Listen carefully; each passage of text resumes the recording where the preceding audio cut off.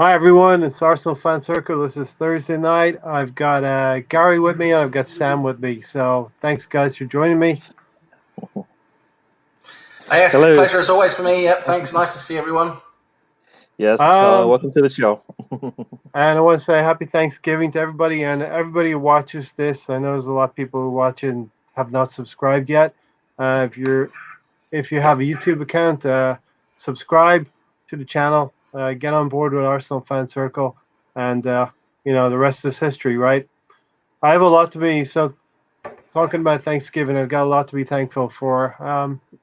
Meeting both of you chaps and Tony and everyone else who's part of this channel. So really appreciate Sam coming on board on Thursday nights.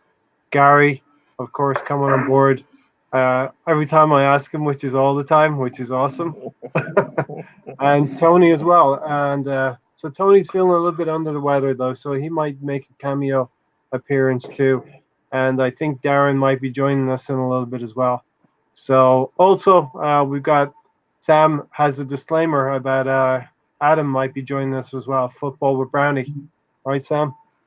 Yeah, he might be joining us a bit later on, and I just want to say, yeah, Sorry. it's not my fault. It's not my fault. I didn't do it. I didn't do it. I didn't do it. Sam, what do you have to be thankful for? Wow, that's such a philosophical and a bit existential question, is it, for this time of night for me? But I tell you what, of course, I'm thankful for so much, right? I mean, it's been a horrible year, hasn't it, for in so many ways? But it's still nice to have friends and family, and I've got new friends in you guys, so I'm thankful for that as well. Thanks for letting me on board your Arsenal fan circle and being a part of it. It's been great. Really enjoy it. Gary, did you start going on camera about the same time as me joining this channel? Maybe Probably, before, yeah. I seem to remember you starting up here about the same time I did, even though I know you've sort of been in the background a long time. But yeah. No, I mean, to tell you what, it's just been really, really, really good. Really, so much fun coming on here talking with you guys. We have a good time. Good, have a good talk and banter about Arsenal and all things football. And I'm really thankful for that, of course, amongst many other things. And yeah, again, just thanks for having me on, and it's good fun. And let's continue growing this. Yeah.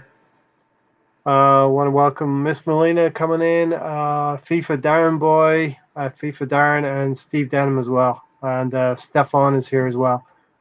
Gary, this is your one moment in the year you'll get to say what you're thankful for. Yeah. Well, I guess I'm thankful for my family.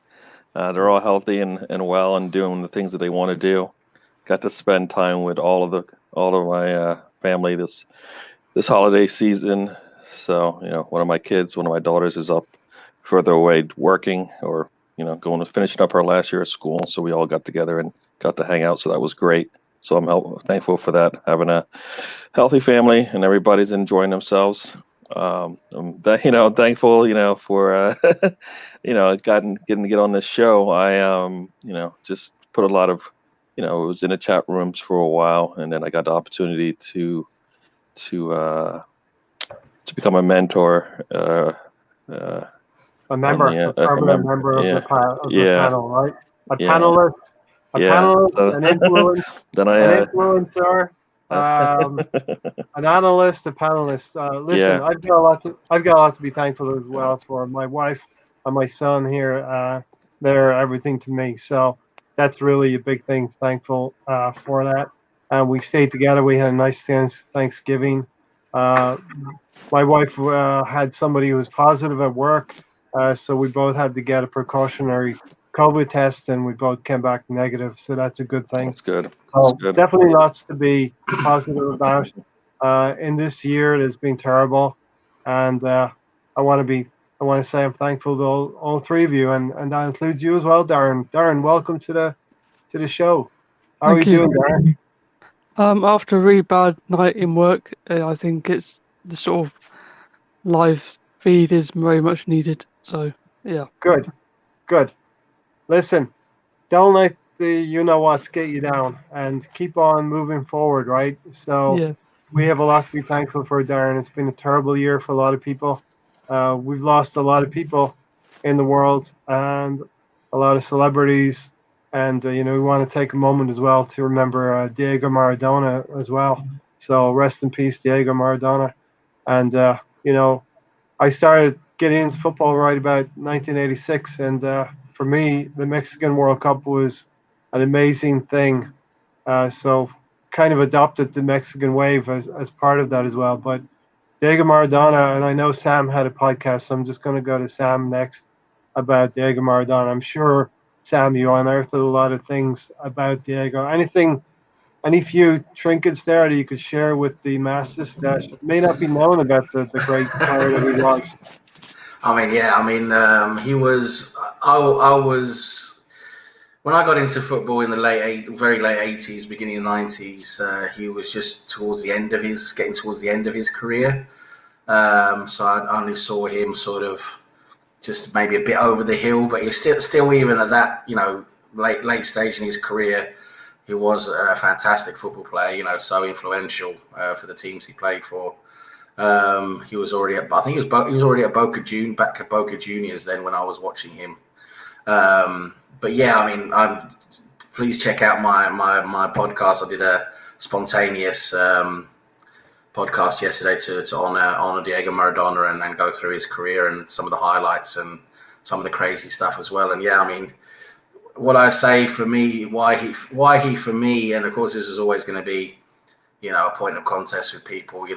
For me, he's the greatest player ever to play, is because he was basically a one-man team. He took a Napoli team that was basically, not very good, and he took that Napoli team to win their first ever double, basically like 2 seasons after joining them, and then at the same time he nearly single-handedly won the World Cup in '86 for Argentina. Right? He was just a one-man team basically throughout that World Cup, and you can see going back. Now, looking back at those games, what he went through, like they've just shown, there's been a lot of focus now on, well, he was a cheat for the hand of God and all of that. Well, yeah, he did that, and that was probably one of the stains on his career. But you look at that game he played against England. They were kicking lumps out of him throughout the whole game. Yes. So for him to do that was probably retribution, And you just see. Some of the tackles were just brutal. They were just trying to injure him, and he managed to just get through it with loads of bruises and chunks out of him. But he still managed to win the game, right? And dribble nearly the whole team for one of the goals. So It just shows you how. This is the thing with Ronaldo and Messi today. Yes, amazing players in their own right, amazingly skillful. But listen, these guys today are protected. The way the game is played today, where you can just about touch one another and you're rolling around the pitch 10 times like Neymar. It's not the same today. You got to consider the time, Maradona played in, where you could actually really tackle and really, you could hurt people and you didn't even get a yellow card, So it's good, of course, football has evolved to protect players more physically. And of course, I'm not saying that it's good to injure players. I'm not saying that, but it's about the context of the time they were playing in. And nowadays, like the likes of Ronaldo and Messi, they are very protected. You're not going to get close to them without getting yellow cards, red cards, and so it makes things a lot easier for them, basically. And of course, they're amazing players. But then again, consider the times they're playing in. Nothing comes close.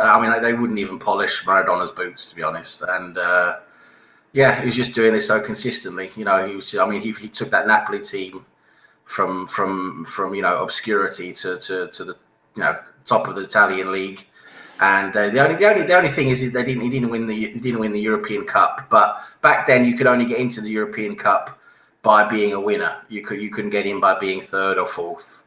It was just the champions that got in. So it was a very exclusive club to get into that competition. And you got to look at that Napoli had. They were great at the same time. This is again great tribute to Maradona, what he achieved at Napoli. Napoli had at the same time. You got to remember the Serie A at that time had great AC Milan and Juventus teams. Yeah, Ruud Gullit and all of those. Rijkaard, Hullet, they were up against them as well. So Van Basten, I mean, it was completely different. So hard for those guys to win the league, and they managed to do it in the 86-87 season. They won the double. They won the Scudetto and the Coppa Italia, and then he did it for his country, right? He won the World Cup in '86, unfortunately that number 10 has been a bit of a curse since, hasn't it? None of the other number 10 since then have managed to do it, right? it's really difficult to follow in his footsteps, of course. Exactly. And every football genius has his demons as well, and Maradona had his demons as well. But we cannot forget everything that he did in the game. Yes, he had the hand of God against England, and Thierry Henry did the hand thing against Ireland as well. So that I have to square away that thing with an Arsenal legend. But Diego Maradona, as you said, Sam, did also score an amazing goal in the same England game. Single-handedly won the World Cup for his country. And I'm going to go to the youngest member of the panel here by a country mile. It's going to be Darren. Darren, any recollections of Maradona? Anything to add to that? Obviously, I was quite young. I was like what you were saying. I was about 1 year old when you guys sort of saw him. But I think what I like about him was his warm-up exercises. The way he sort of just warmed up. It was so not normal. I want to say it was normal, but it was like the way he just did his warm-up. It was like, what are you doing? That's not a normal warm-up.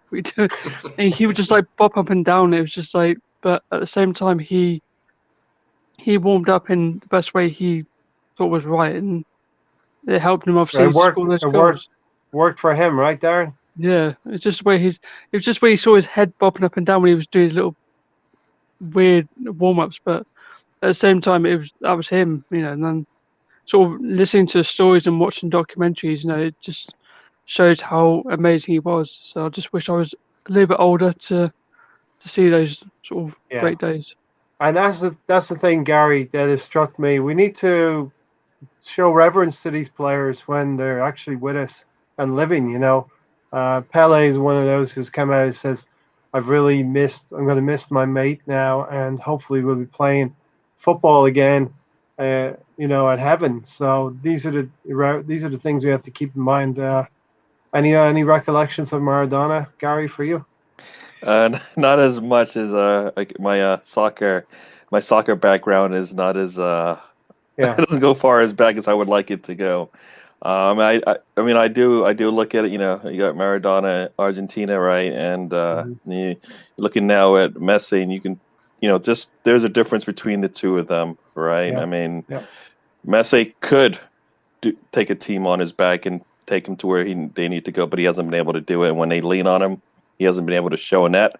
It's a special skill to be able to do that, right? I mean, I think that's tough for him to. Yeah, tough for Messi to follow in his footsteps because there would be that pressure, right, Gary? Definitely. But he's done it in other places where the teams needed him. But just those wonders, you can probably give a handful of times when you expect him to kind of be able to show for the team, and he hasn't done it. And it's really hard to be there every time that a team needs you and they can lean on you and know that you're going to come through. And I mean the old guard, as we say, it was really they show us that it's not an easy game, and there's a lot that goes into it mentally. Got to be mentally strong. A lot of the players today don't have that same mentality. They get hit and they don't get back up. He got back up every time. They show the little clip on I saw it on Twitter where he basically kept getting knocked down over and over and over again. He kept popping back up. Nowadays they just stay down, right? They get beat up and they don't want to get up and do that anymore. Especially in that England game when they knew what Maradona was doing in the group stages, and they came up against, and it was almost like Jose Mourinho, let's take turns in fouling him. You know what I mean? Yeah. And he said, nope, that's not going to matter. You can't get in my head. You can't get in my head. I got you. And that's what you need, right? That's what that's one of those things where that's what you need from Arsenal. One of those players that you get knocked down, but I'm gonna get right back up again and show my teammates, look, this is how we do it. You don't see that. You don't see that a lot today, especially when your team's down and you need that lift, right? He was there every time for them. So Yeah, I don't definitely. have a good background on him, but I just know from from reading what I have and seeing what I've seen that he's a player that you would want to if you want to mimic Clone. your style of play, and he's one to look at just from the footballing sense. And with that, 100%. like you said, comes with a lot of just to be at that level and have that mentality. It does wear you down, and that's where like you said, some of those demons come through because it's hard to keep that going over and over again. You see it with all the big stars; Well, they all have a little yeah. thing in the back of their head that basically It takes wasn't. It them. wasn't. It wasn't. I don't think it was easy for him either. When he came to Napoli, he was basically. I mean, you got to remember the Italians and their football. I mean, that it's crazy, right? I mean, it's at a religious, biblical level for these guys. It's in their blood. It's in their DNA. It's not just a passion or a pastime. It's actually in them. And the Napoli guys are crazy, completely crazy for their football back then. When it really started to Yeah. really develop as well. Everything became. That was when the mass media started to come into the fray with the paparazzi, mass media, television. All this started at that time. And Maradona, he comes to Napoli and he's got the mafia. You've got the mafia there in Napoli control everything. And they say, "Hey, Maradona, hey, we love you, Maradona. Here you go. Here's two kilos of cocaine every week just for you." And he's like, "Okay." And you got then you got that whole side of it as well, right? Which can't have been easy for him being part of that life. But yeah, what an amazing player though, And just one last thing I just want to say about the England game is, here the media, the way the media, you can just see how the media manipulated that game so much against Maradona to basically. I mean, if you didn't actually watch the game, Yeah.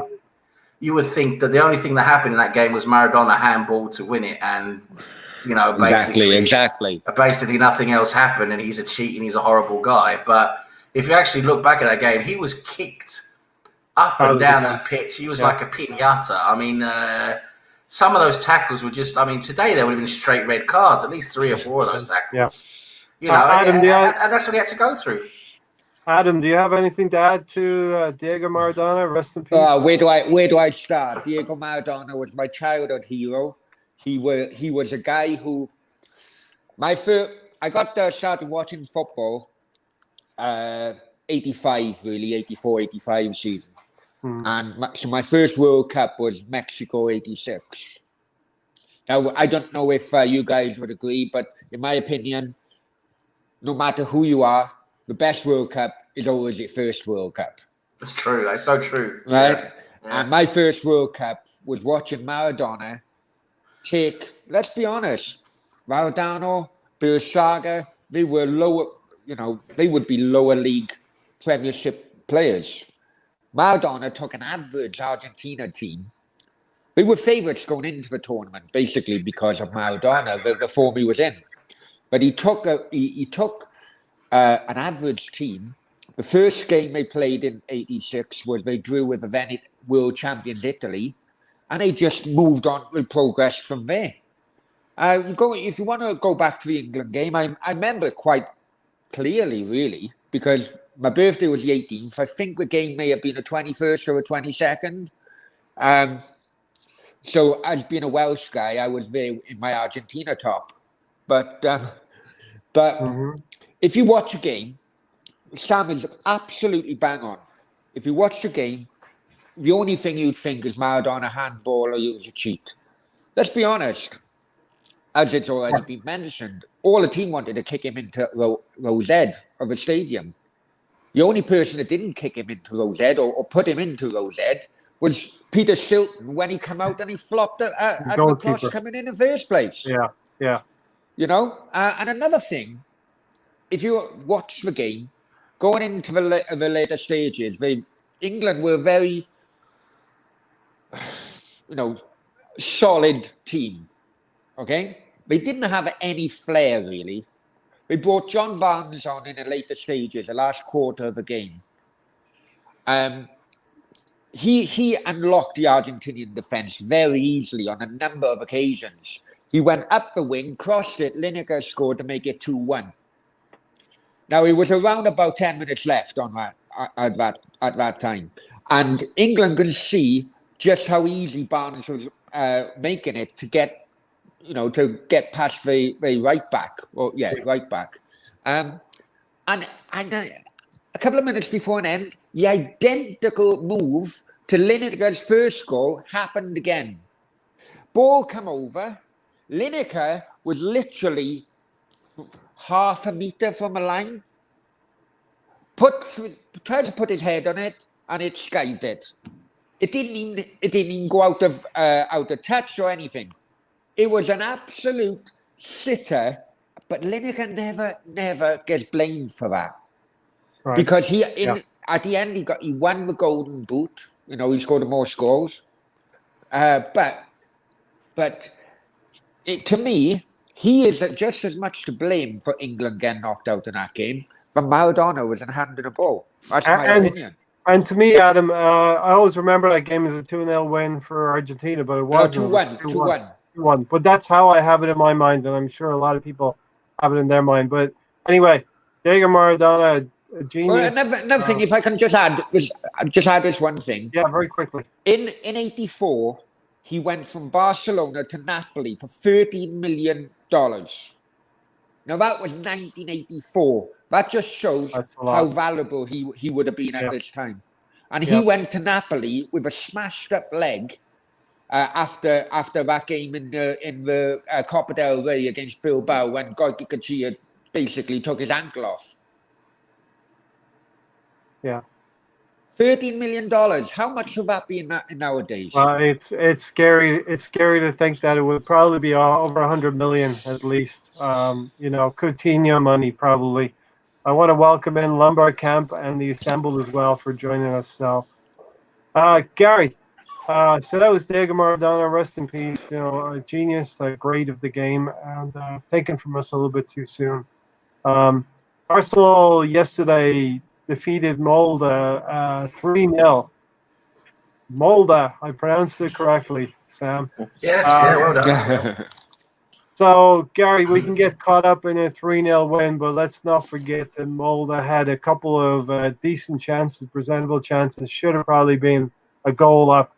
But in the end, it looks like a nice, tidy win for Arsenal.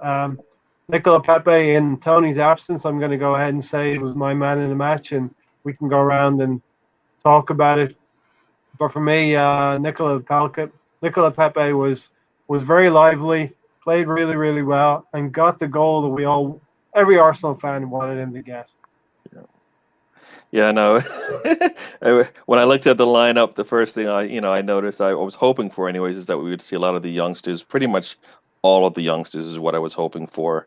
And then some of the older statesmen would be able to come in and help clean up if there was any kind of a problem.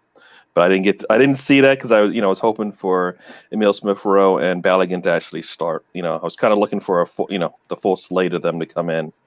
And the one thing that I was hoping, after thinking about it for a while, because I think at one point I was like, all right, Pepe, you're gone, and that's based on how I feel Arteta has felt towards him. Mm-hmm. I don't think based on what we see on the outside that Pepe is getting the same treatment as some of the other players, and we'll probably get into how the coaching and the management of him has been affected. But I didn't think he was getting a raw deal. I think, and he's struggling. Yes, he's struggling. He could do a whole lot better. I know he could. Sam, yes, I know. We don't call him Long John Silver for anything, but nothing. Gary, the thing with Nicola Pepe, I think I definitely believe he's the kind of player that the coach needs to take aside on the training ground and say, forget about the price tag. Yes, you're our record signing, but I've got you. I believe in you. I'm going to put my arm around you. I don't think he's exactly doing that. He's backing him publicly. He's saying it, but he's basically saying, I've given you all the tools. Now you go and figure it out on the field. Yeah, well, I think the action speaks larger than the words, and the comfort that he gives to players. Because when we see players come in and out of form and still play, we know that no matter what's happening, right? He's not helping. He's not helping his cause. I mean, that's a player with talent that we need on the field, and he's not getting it. I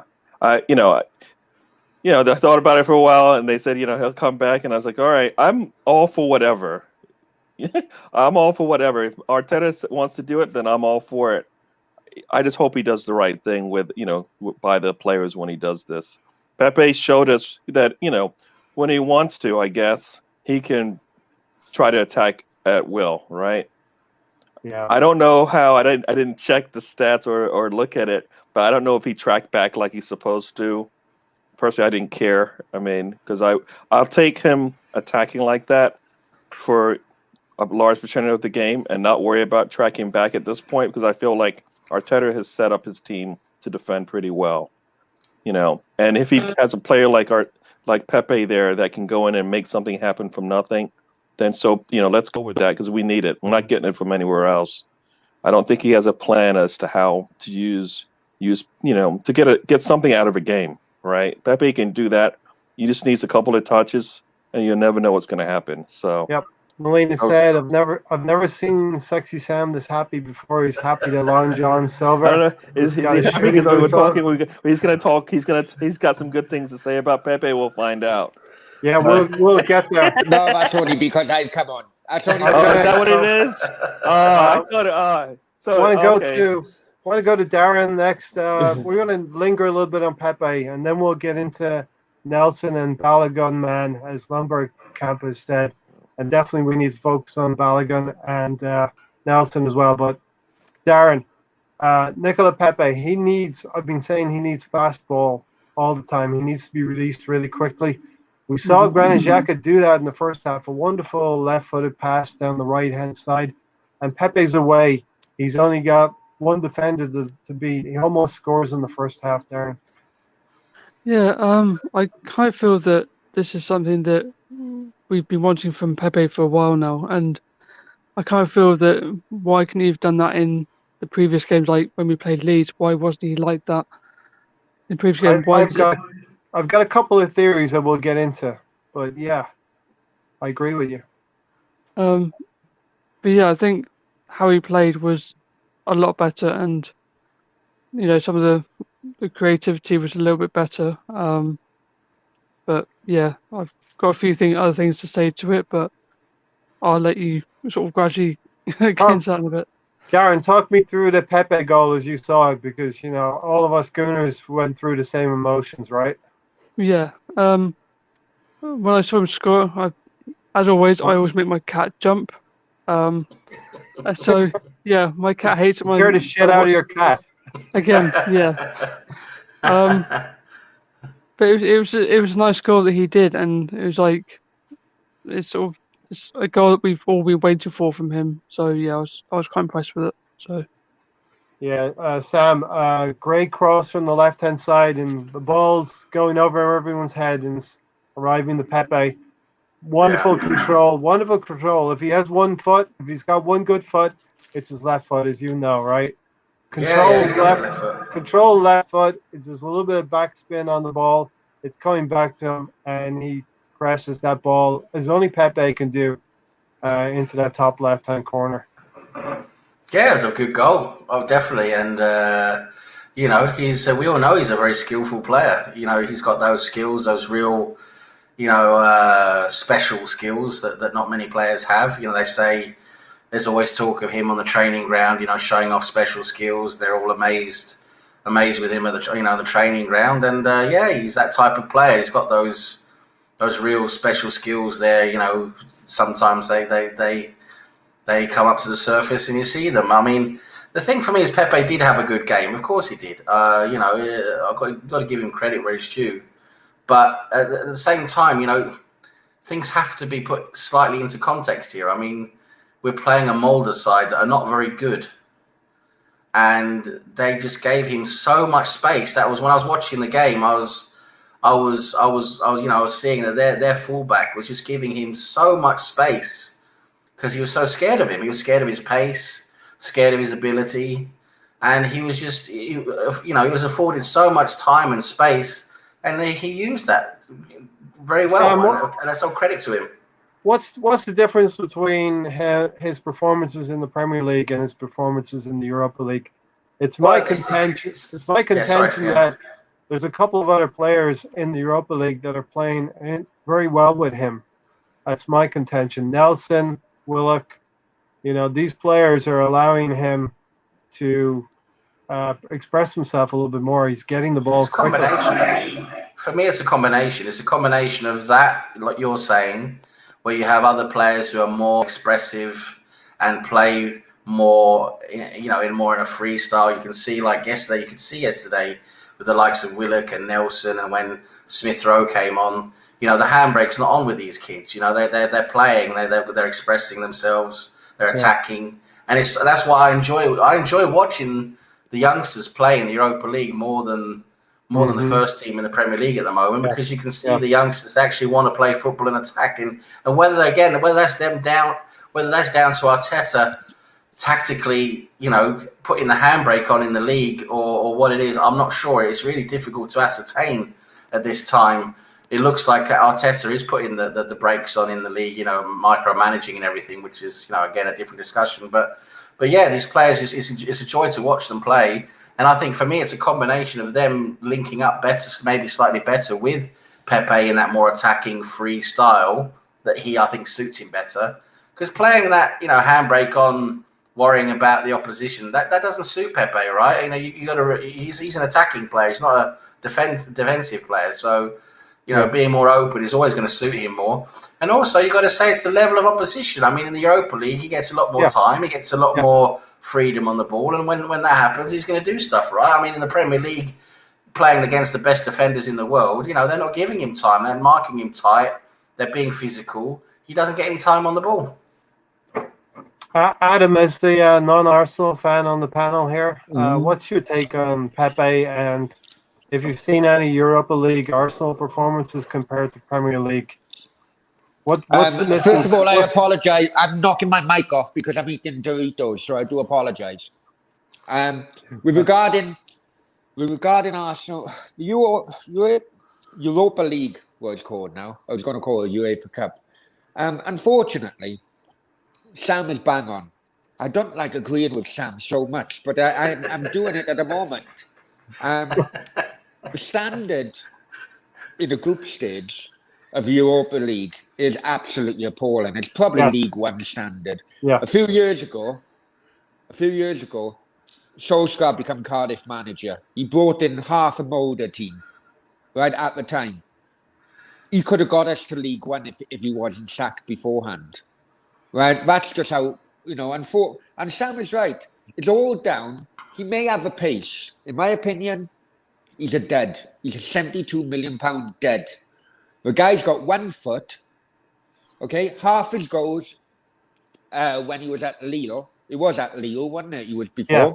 Penalties, right? How many penalties were there? Yeah, true. And the French league, I keep on saying this, and some are now starting to come around to what I'm saying. But okay, the amount of people, the amount of players, not just going to Arsenal, but going across the Premier League, coming from the French league, take away PSG, but coming from the French league, are absolute junk. They junk. I can't get behind that. I can't agree with that. We've got a central defender. You got Vieira and Petit and all them. We got a central defender in Gabriel who hasn't put a foot wrong all season. Yeah, but how many others? Come on, how many others really haven't been to the? Koscielny. You have Fofana, who is playing well for Leicester City. You have a lot of players you're now. picking 1 or 2 up. We do know the volume of French players that come over. I bet Gary could pick a couple more. No, I mean, they're trying to jump on Pepe. I feel like with the talent that he's got, we got to utilize him. We got to figure out how to get him playing in a style and in a formation that gets the best out of him, or else we got to let him go. Right? I agree. So that's what I would like to see, because we keep bringing up the 72 million, and he has nothing to do with that. That number. I understand that. That number it's a number, but I mean, he didn't get most of that money, so it's not sitting in his bank account or anything like that, right? So I feel like that number is weighing on him, and the only way it won't weigh on him is if Arteta says, "I don't care about the 72 million. I just care about your foot."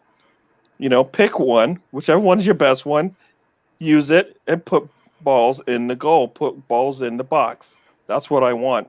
It's Well, it's that easy for me with him. We know he can do that. We've seen him, and not just in the Europa League. We've seen it in the Premier League. So it is possible for him to actually have a decent game in a Premier League game. I've seen him take and put Premier League players on the ground with his footwork and his dribbling. So I know it can happen. So I just think he's been found out. Well, that's the difference. That's the difference between Premier League and non-Premier League, whether it's Championship or Norwegian League or whatever. Yeah. They study the opposition so much in detail now. I just think Pepe, a Premier League, I just think he's been found out, and he was found out very quickly because he got one foot. Yeah, now, if Arsenal don't want to sell him in January, which I think.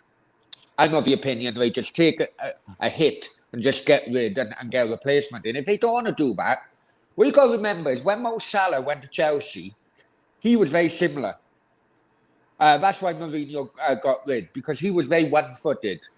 He then went away, and then before going to Liverpool, and he learned about the 2 foot. So maybe if Arsenal don't want to sell, then loan him out for a season or two. So and on condition, right? You come back give Gary on condition. a chance. Yeah, sorry. Give Gary a chance to come back. We've seen him use his right foot, right, Sam? Wow. We did see him use it once. We saw him use it once, right? It's the same as a grandfather clock. It's the same as a grandfather's clock is right 2 times a day, right? What I mean is that it's in there. So there's something. Even if just give me something, He's, and that comes down to coaching, right? We're going to talk about coaching later on, but that comes down to coaching. If you know your team has a weakness, you make sure that weakness isn't exposed by the other team, right? If you're a player and you know that your left foot is all you got, and your right foot, they're going to just sit on your left foot and push you where you don't want to go. You got to figure out ways to put that ball back into. The advantage that you have is when you put that ball back on your left foot and you put the ball, because he's done it. He takes the ball up the side if he wants to. The defense has to give in, give him a little bit of space. He brings it back on his left and he's got space. It's there. He doesn't want to do it, and that's what I'm going to say. He doesn't want to do it because he doesn't do it enough that he gives the defense just sits back and goes, you know what? He's not going to go. He's just kidding me when he puts that ball on his right foot. He doesn't want to attack. When he can go by anybody, I believe. All right. He doesn't do it. We're going to get into this. We're doing the Molde Arsenal game. I'm going to flash ahead for everyone watching. Jonathan Porter, thanks for joining us as well. This we're going to talk about later. Arteta the coach, Arteta the manager.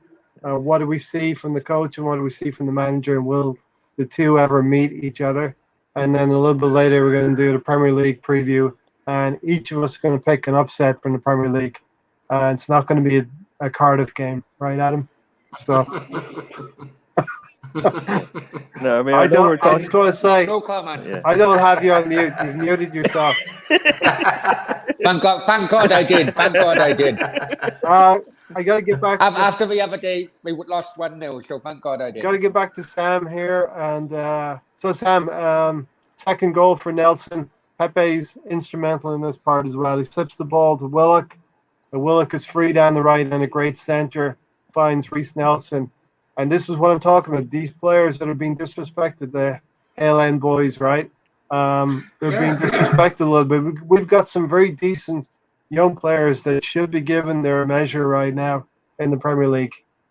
Well, yeah, exactly. I mean, when you can see these guys, they're playing well together in the Europa League, it means that for me at least, it means when you see our senior team playing so poorly and they're so, they're lacking this attacking flair, why not give a couple of these kids a chance, the ones that are performing the best, doing well? I mean, I know Willock got his chance in the last game now against Leeds, and that was a very tough game. And again, the other players around him, whether there was just no flair there around him, it made things very difficult for him. But I think, and again, you just can't give these kids one game. You've got to give them a run of games. Persevere. They have to get confidence. You have to gain confidence, improve step by step. And you're only going to be doing that by playing games. You've got to have the confidence in saying, okay, we're going to give you 5 games now.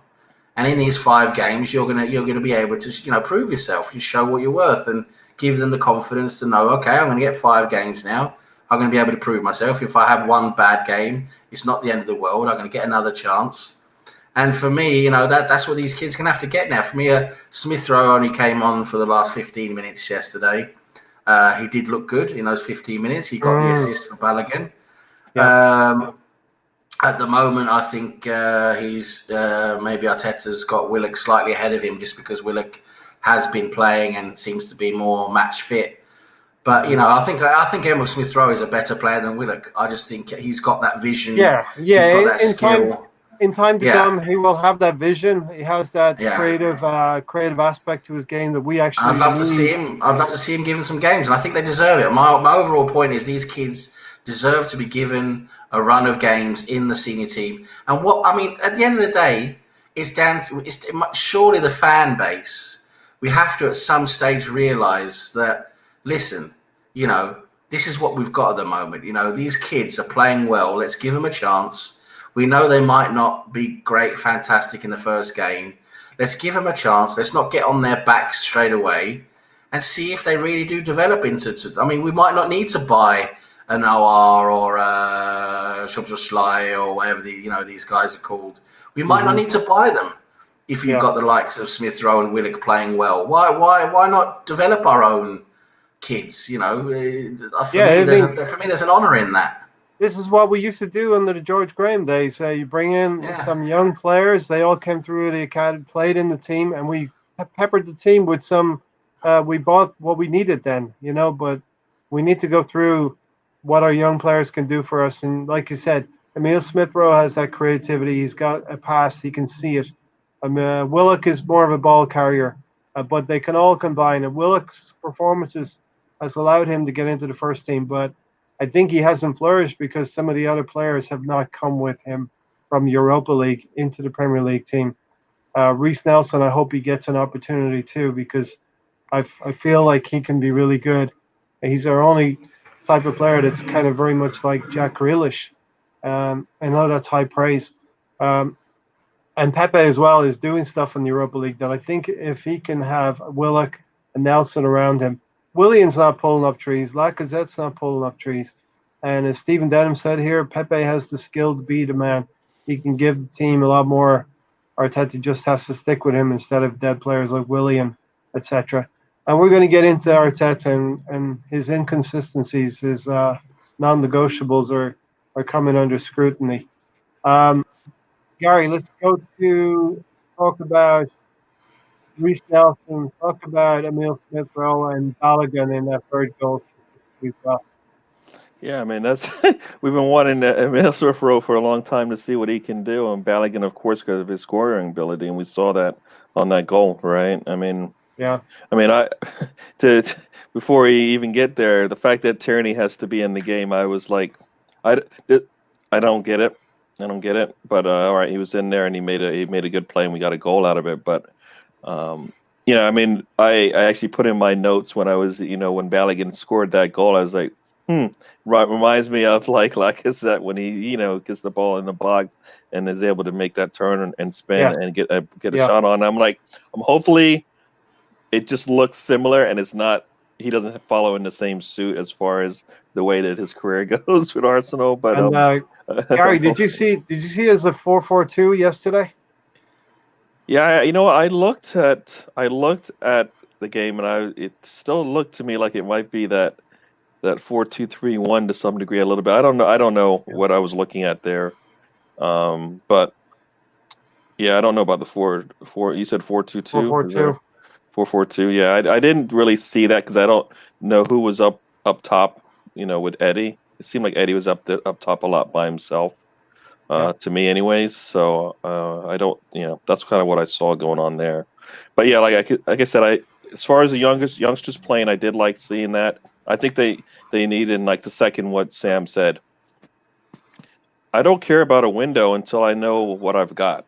Right, a window doesn't matter if I've got resources on my bench in my U23 league playing. I want let's see what we got there because we definitely have some talent, whether or not it's worthy of Premier League games. We need to figure that out right now because I feel like we're going to spend some money when we may not need to, especially in spots that we don't need, right? We may have the backup players that we need right now that are we're ready to take that step forward and maybe become a star in the future, which means we might need to spend less, more money on less players because we just need starters. We don't necessarily need the depth because the depth is part of our problem as well. I don't want to bring in a player that is just going to be part rotational player, right? When we, just because of the amount of players that we bring in, or rather spend, get some quality picks in. Like a Partey comes in, he starts. Gabriel comes in, he's showing us that he's going to start. Mhm. The players that we bring in are either gonna start for us, which means they're gonna cost us a little bit of money, or Szoboszlai? they're just gonna support us, right? Szoboszlai, I don't know, is he gonna be somebody we're gonna be able to play? I mean, we always talk about creativity, but I feel like we just need a finisher. I feel like we just need a finisher. Oh, I'm right there. I know we need options. But I just think we need finishers. And one of the things I noticed when I was looking at the game, we just don't have as many finishers. I mean, Eddie had 2 headers inside the box. They didn't even come close. We had shots on goal. The goalie, they didn't even sting the goalie's hand. Do we not practice shooting? I mean, how often do you see a shot like the one shot? I think it might have came off the goalie's hand, Pepe's. That was more touch than it was a sting, right? He put that ball right in a good spot. It came off the goalie's hands, but we don't have anybody that could put a foot through the ball, right? I mean, you look at a lot of those shots. I mean, and that comes down to, I guess we'll get to it later, but we had a lot of opportunities and a lot of shots that just had nothing behind them, no force behind them, and I'd like to see that more. End product. Yeah. Jonathan Porter, the trouble is modern football fans demand that you win every game. A manager would be insane to risk a young player versus in a tough side because one defeat and fans go mad. Young players are inconsistent. Yeah. Darren, what did you see in Balogun yesterday? I really like him. We can sort of say about the ones we've just mentioned, but I think for me, Smith Rowe was my man of the match because, especially, we could talk about the goals and what was scored, but I think his assist was amazing because the fact he assisted that goal for it to go in, I think, amazed me. I think he'll be the one to watch. I think he'll be the one who will flourish. Yeah, and I think with him, and obviously with younger players as well, I think we've definitely got some future stars and young players for definite, because we've all got to start at the bottom. We've all got to build our way up, and I think for these guys to do that is to use the young players, in the big matches such as like Leeds and in the Premier League games, and as Sam says, give these young ones a chance to do that and progress and grow within the Arsenal team. Yeah. Sam, what's your take on Balogun? A great cameo, and I'll tell you what. Yeah, Darren gave Man of the Match award to Emile Smith Rowe. I'm going to give it to Pepe. Gary, who would you give Man of the Match to? I'm going to give it to Pepe because of his body of work. I mean, this is what we want to see from him. If we saw this consistently in the Europa League, then we would, even if we got a little bit of this in the Premier League, we'd be happy because we know we're not getting anything like this in the Premier League. So I feel like we're using the Europa League as like our training exercises, right? To figure out what we're going. This is hopefully the way we want to play, and that's why things look a little different, right? We maybe want to play like we play in the Europa League, get into the Premier League, and we pull things back a little bit because of the risk, right? We don't want to give up the goals on the counter. So risk versus reward, really, isn't it? Yeah. I feel like at some point those things we have to be more consistent with that. Yeah. Whatever style of play we're going to use, we should be using it all across the board. All right. That way, when somebody comes in, they're not learning something for the first time or not seeing it from something they've done before. So hopefully that's that's the plan going forward. So yeah, but Pepe gets it for me. I mean, This is what we want to. That's what we want to see from him. It doesn't matter about the quality opponent, because this is what we expect, right? If we're playing Fulham again, right? And if Pepe comes out and he looks like he's playing, Liverpool or something like that, who has a staunch defense, then we know something's wrong there, right? Because we know that the quality of the defense should even affect him, because he's much better player than that. So that's what I would like to see. Thanks, Gary. Steven's going to back the manager till the wheels fall off, but he's not going to pull all the players on if the car is still jacked up. I guess one thing I wanted to say before I go, the cape behind me is it's just my Arsenal America scarf that I Your double A. Yeah.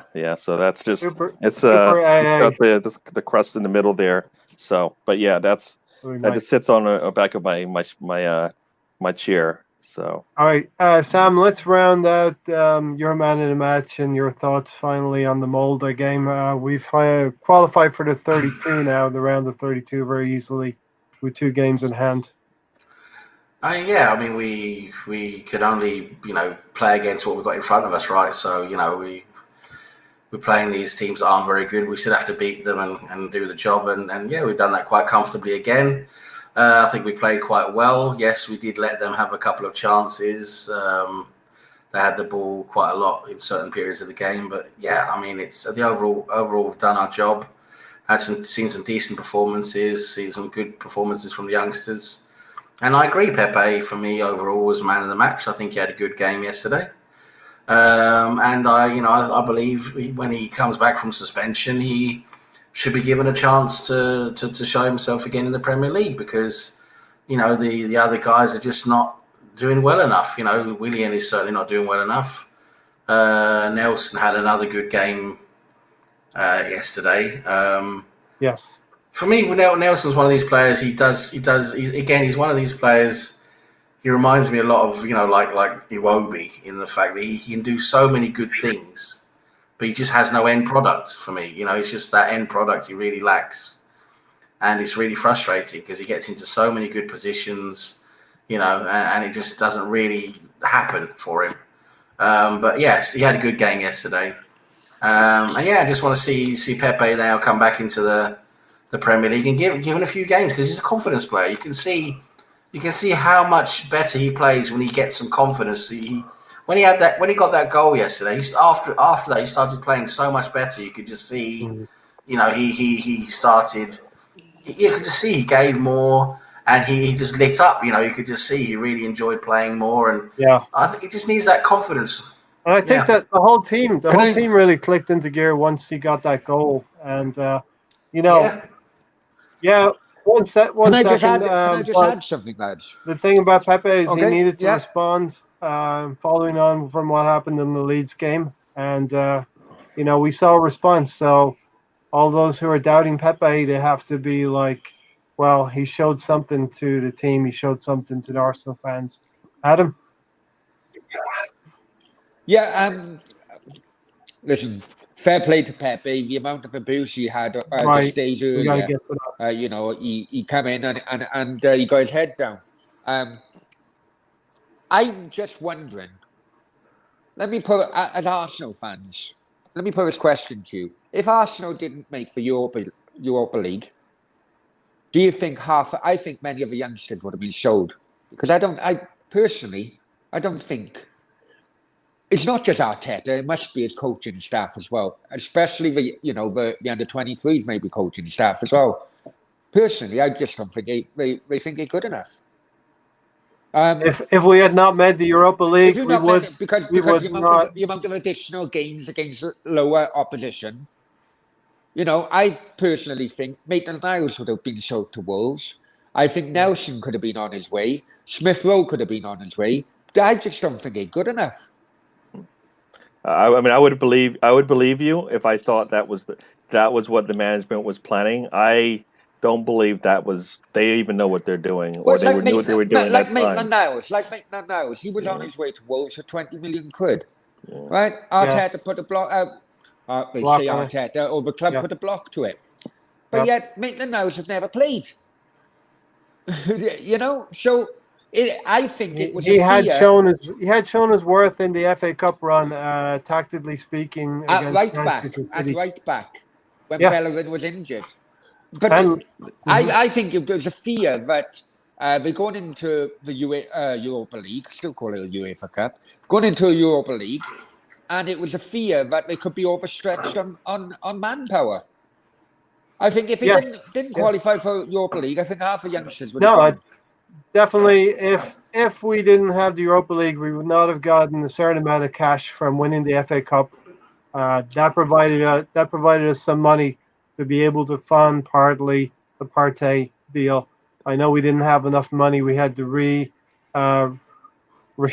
the repayments on the stadiums to allow us to generate more cash on that. But definitely a good point, Adam. Listen, It's another about thing. time. It's about time I put a good point on his show, isn't it? Absolutely, you've been good the last few weeks. You're becoming an El Nene, a consistent performer every week. An 8 out of 10 every week. Thank God I'm not the Pepe. Thank God I'm not the Shaka. Thank God I'm not a Shaka. You can be the Egyptian king from Cardiff. You are El Nene. Okay. Listen, well, one thing, Adam, you did remind me about, and we have to highlight this on this channel. The amount of abuse that Pepe got for being sent off and being racially abused was absolutely disgraceful. And you are not an Arsenal fan if you were abusing a player racially. You're not a human being if you're abusing people racially. And that has to be said. Disgraceful to have those kind of words against a player who got sent off. Every week a player gets sent off, and that's it. I'm going to say this, and this is going to be controversial, because I'm on an American channel, but I feel as if I'm on an American channel with many American guests who have a good knowledge of football. Yep. Right, and I'm going to say this.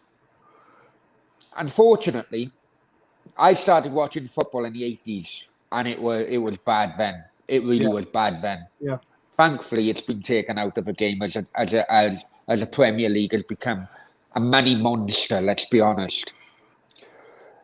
As they realised that they fulfilled a potential within Britain and Europe and America, the Premier League have gone to certain countries, and social media have spread to certain countries where, unfortunately, many are still in the dark ages. And I'm going to leave it like that, because I hope that people can. But has no place in society. No, I mean, I live in Spain. I live in Spain, right? Yeah. And I can assure you, like the Costa Rica keeper who played for Madrid, it still goes on. And sometimes I say that Spain is a backward country at times. Yeah. Unfortunately, you spread the brand to certain areas because you want the money. But unfortunately, there are comebacks to that. And as social media, anyone in any place in the world can just message on Twitter to Pepe, and unfortunately, they not as. I don't want to word it because it may sound bad, but I hope you can see the point I'm making. Yeah, but the thing is that you're able to get closer to the players, but that doesn't allow you the liberty to be that way, and that has no place in society. And as Stan said, back in the 80s, shorts were a lot tighter. So, I mean, I know. Just think those same things happen. Those same things happen in the stands. Yeah, so it's just a different media. Instead of it being your voice and your face on it, now it's somebody behind a keyboard doing the exact same thing. So nothing has really changed. We want things to get better, but some things just haven't changed. And there's always going to be those out there that are going to show you that, look, we haven't changed yet, and that's that's what we have to deal with today. I mean, think about this. Before every game, you see all the players kneel. In America, it's a problem. Yes. Right? At an NFL game, it's a problem when they kneel. They made a big stink of it. So, they think they're gonna lose a lot of money if that happens. the rest of the world's like, we don't care. We just don't want it in our game, right? We're going to try to do the best we can. Are they perfect? No, nobody's perfect, but they try the best they can. They do the little bits that they can. Other places, they don't do that, and that's what we're seeing. So, well, I remember Cardiff in the 80s when I first went. Right, it was so bad, but it wasn't racial. It was just saying you're absolute rubbish in different words, really. You know, and no wonder we were bottom of Division 4 back then, because our players just didn't want to play in front of a rowdy crowd. They hated everyone. You know, so okay. So listen, that's Molde done with. We have Rapid Vienna to come up on the poor All-Irish side, Dundalk, to face Arsenal again. I'm not one that thinks that we have to go through the. I know Gary is. He thinks we got to win every game. He wants to win every game. Yeah, we have to have a plan. What's the point? Why would you come? You can't tell me you come out you want to lose every game. No, I don't want to lose every game, but I do want to use the squad in the most effective way and give Balogun full games, right, Gary? Let's get into it, Balogun. Let's promote this talent and let's have him stay at the club, because this is what we want to do. Give them a path to the first team, right? Yeah, that's why I always say I don't know what this team's doing, because they're looking for certain players, certain styles of players. They may have them sitting idle doing nothing. We don't even know, right? Everybody believes Balogun might have as a talent we should do. They know ML Swift-Rowe, if he can stay healthy, might be something that'd be a positive. You know, Willock, Nelson, you know. Well, we get Nketiah's not good enough for me. Nketiah's not good enough. No. He had his chance. He's too limited. He's too limited in his play. Yeah. He's good inside the box at the end of crosses, and that's it. He just doesn't do anything else. And in the Premier League, if you're going to be a top Premier League striker or in a top Premier League team, you've got to do more than that. You know, you really got to do more than that. But even we've got to get. He had two headers. He had two headers in the game, and you know what? One of them's got to go. Got to move him on. Got to move him on. Yeah, he had two headers in the game. Balogun looks better. I think Balogun can finish and do more outside the box. And also, what's very interesting is there's been reading. There's been developments as well where Nicholas Müller, our new signing from Sweden, he's been moved into the first team now for training.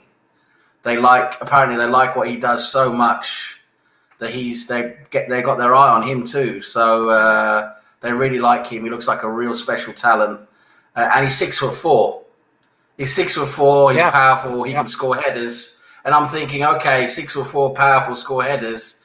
You know, we need that, right? So, you know, Gary, we're going to get into Arteta next, but we want to have a real quick word with William Saliba, because word has popped up that possibly he's going to go back to St. Etienne. And I know we've been talking about William Saliba, his development. It's been a tough road for him, and he's probably going to find a good spot for himself in the next 6 months. Well, hopefully hopefully it's just 6 months, right? Yeah. Hopefully it's 6 months, then he comes back. I mean, that's the fear, right? I mean, I think I saw a report that he was willing to take a pay cut because Saint Etienne doesn't want to spend all that money on him. I mean, what? What is Arsenal doing? Right? I mean, you spent all that money on him. Now you're gonna send him back, right, for free? It's a mess. What are the? I understand the family situation and the mindset of him right now, but that's the best way for him to move forward if he wants to keep playing football, right? He's willing to take a pay. He's willing to say, look, don't pay me. Wow, that's just. I mean, I don't know. I think, like I said, I think they let him down a little bit. I think they let Uncle Sam. Yeah. What's up with that? No, I'm just saying Simpy. I mean, he's normally in bed at this time of night. I mean, what you doing up, kid? I know. I was thinking the same thing. You must be lucky. Perfect opportunity to say slap a likes on the video, support the channel, and we're having a great crew here and a great chat. Want to get to Darren. Gary, you got through your point. I just want to say, like I said, I think the team has let Saliba down because I don't know if they've done everything they can to make him feel comfortable here. Yeah. If he's willing to go that easy and willing to just, It's I got to go, I got to get out of here. it's I mean, something what- we're not gonna know the answer maybe for another season because he Yeah. doesn't interview. Because I mean, what are they gonna do? They trade him? Are they gonna get their money back? Because they got Yeah. so far they've spent what 2 years of this transfer fee, and they've got MK Don's game out of him Yeah. and a couple of double U23s. I mean, they got to get their money back, or else they can't afford to waste their money. As far as I'm concerned, especially on a talent like that, if he's supposedly better than Fontana, then they need to get their money's worth out of Mhm. him, or by trading him, transferring him back, because they can't afford to do that. So at some point, they're going to have to be the one to say, you know what, no more. We can't afford to do this. This is not. It's just not how we're going to move forward. And these aren't the step backwards that we want to take. We These don't are want to take. yeah, we're gonna take steps backwards. We know we're doing that now, kind of to some Yeah. degree. But the monetary ones are things we gotta say no. Somehow we got to get something out of this to make it worth the what's going on. Yeah. Sorry, Lombard, Darren. Yeah. Lombard Camp, who is big up the Balagon, and we're going to talk about Arteta's man management and his coaching. And Sempi, thanks for subbing and liking. If anyone else is watching live or in playback, hit that like button, hit the sub button. Really would appreciate it. Darren, Saliba, what do you think? Do you like the situation right now? He found himself a good situation. I like the guy, and I think the fact how they're sort of treating him. Obviously everyone's been in family issues themselves, and I think I'd like to see him stay. Obviously I sort of agree with everyone else what they said, but obviously I don't know that much detail about him, so I'm just gonna agree with you guys on this one. Well, that makes it easy because we can get to the next section, and we got 2 more sections we want to get through, and we could be here another hour probably. We'll try to keep it under the 2 hours, right? So this guy here, All right, Adam. So we have to talk about the Premier League a little bit later. We have to talk about Arteta. So we have to do it all in 1 hour across 5 people. No worries. I'm tired anyway. Hey, can you recognize this top I'm wearing? Is it a French top? No, it's Escape to Victory top. Oh, yeah. Nice Oh, top. yeah. Hey, I wore it especially for you guys. Escape to victory. Really good stuff. So here's the next point, and I've got some notes here. But who wants to start off on Arteta the coach, Arteta the manager? I will. There's 2 different people here. There's the coach and there's the manager. And the manager he's now a manager, but he should take on the coaching aspects as well as the management aspects, the man management, right, Adam? Right. I am from an era in which if a club hasn't got the money to change a team overnight, I am of an era where you give managers time, a few years, to build their team. Now I've looked at tonight. I've looked at how long it took Ferguson. Now Alex Ferguson, when he went to Manchester United, he finished 11th, then 2nd, then 12th, then 11th in his first 4 years. Had like 5 years. You know? Yeah. And not just then, George Graham in his 2nd year at Arsenal, he finished 6th. The Liverpool guy, bloody, not Paisley, before Paisley, what's his name? Anyway, they finish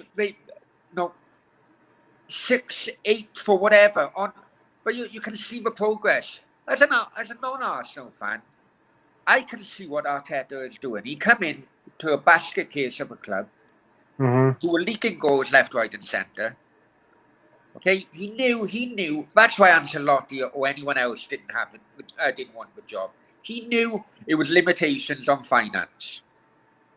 Okay. So the first thing you do is limitations on finance. You look at it, if you're leaking goals, but you make sure you build a solid defence, because after 90 minutes, you can go off with at least 1 point in every game. Right? Now, he's got that. He hasn't had the time to really focus on the midfield. Yes, they've had Partey, but we all know, every football fan in the world knows that Arsenal in the midfield need to clear out the midfield. They need at least 2 or 3. Now, the midfield helps both. It's through the midfield the strikers need the ball, you know. Mm-hmm. And forget Lacazette, that guy had it. But if you're not creating the chances for Aubameyang, how the hell can that guy score? I'm not an Aubameyang lover, but if the creativity is not there, then your strikers, whether it's bloody Ronaldo, if your creativity is not there to give the ball to Ronaldo would have 0 goals all season. Yeah, you'd have to beat 4 people every time he got the ball. Yeah.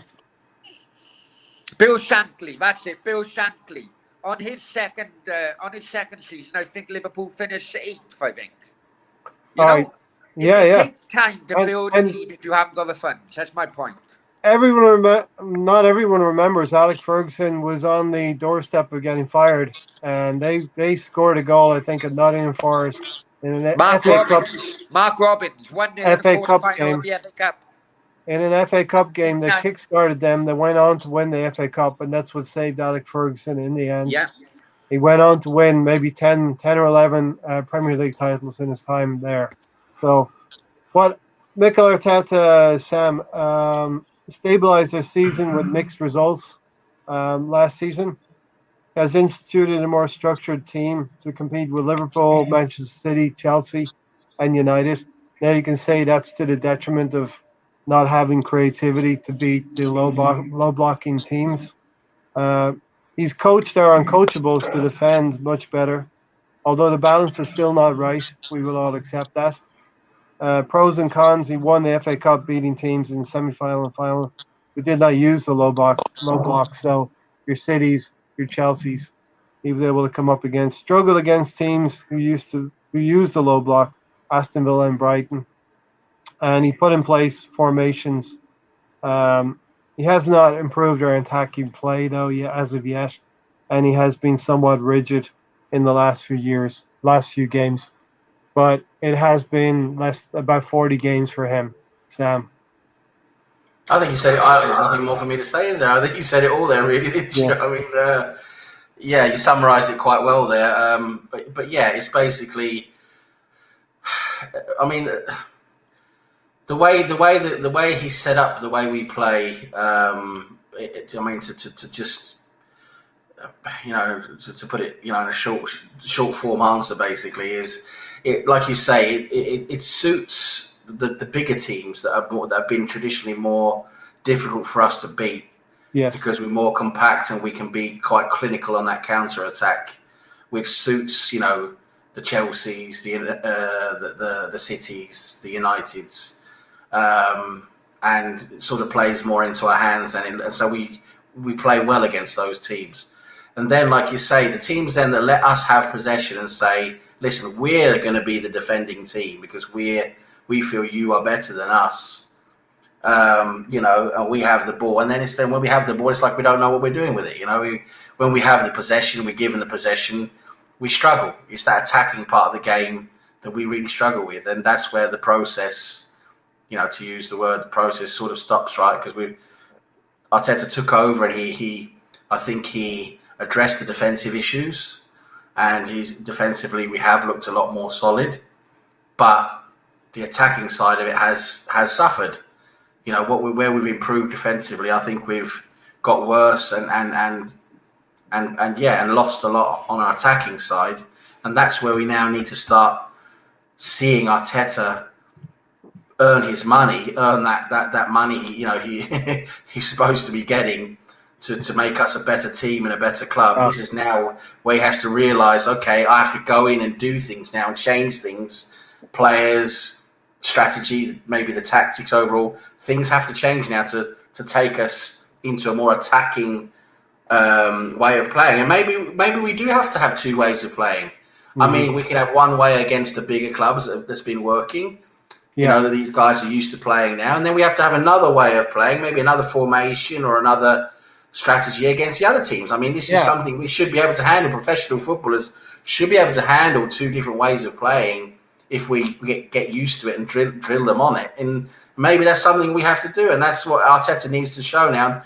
But for me, the overall problem I have with Arteta, and I said it before he came in, and listen, I agree with Brownie. Managers should get time to at least, show who they want to bring in and have, a few transfer windows, at least shape the squad how they want. I think it's so unfair when you're sacking managers who basically haven't been able to shape the squad how they want. I mean, how can you judge a manager when he's not even been able to implement the ideas he wants to implement, right? So you've got to give him some time, and then you sort of, okay, he's had his time. We have these targets. Is he hitting the targets? Yes or no? And we have to evaluate from there.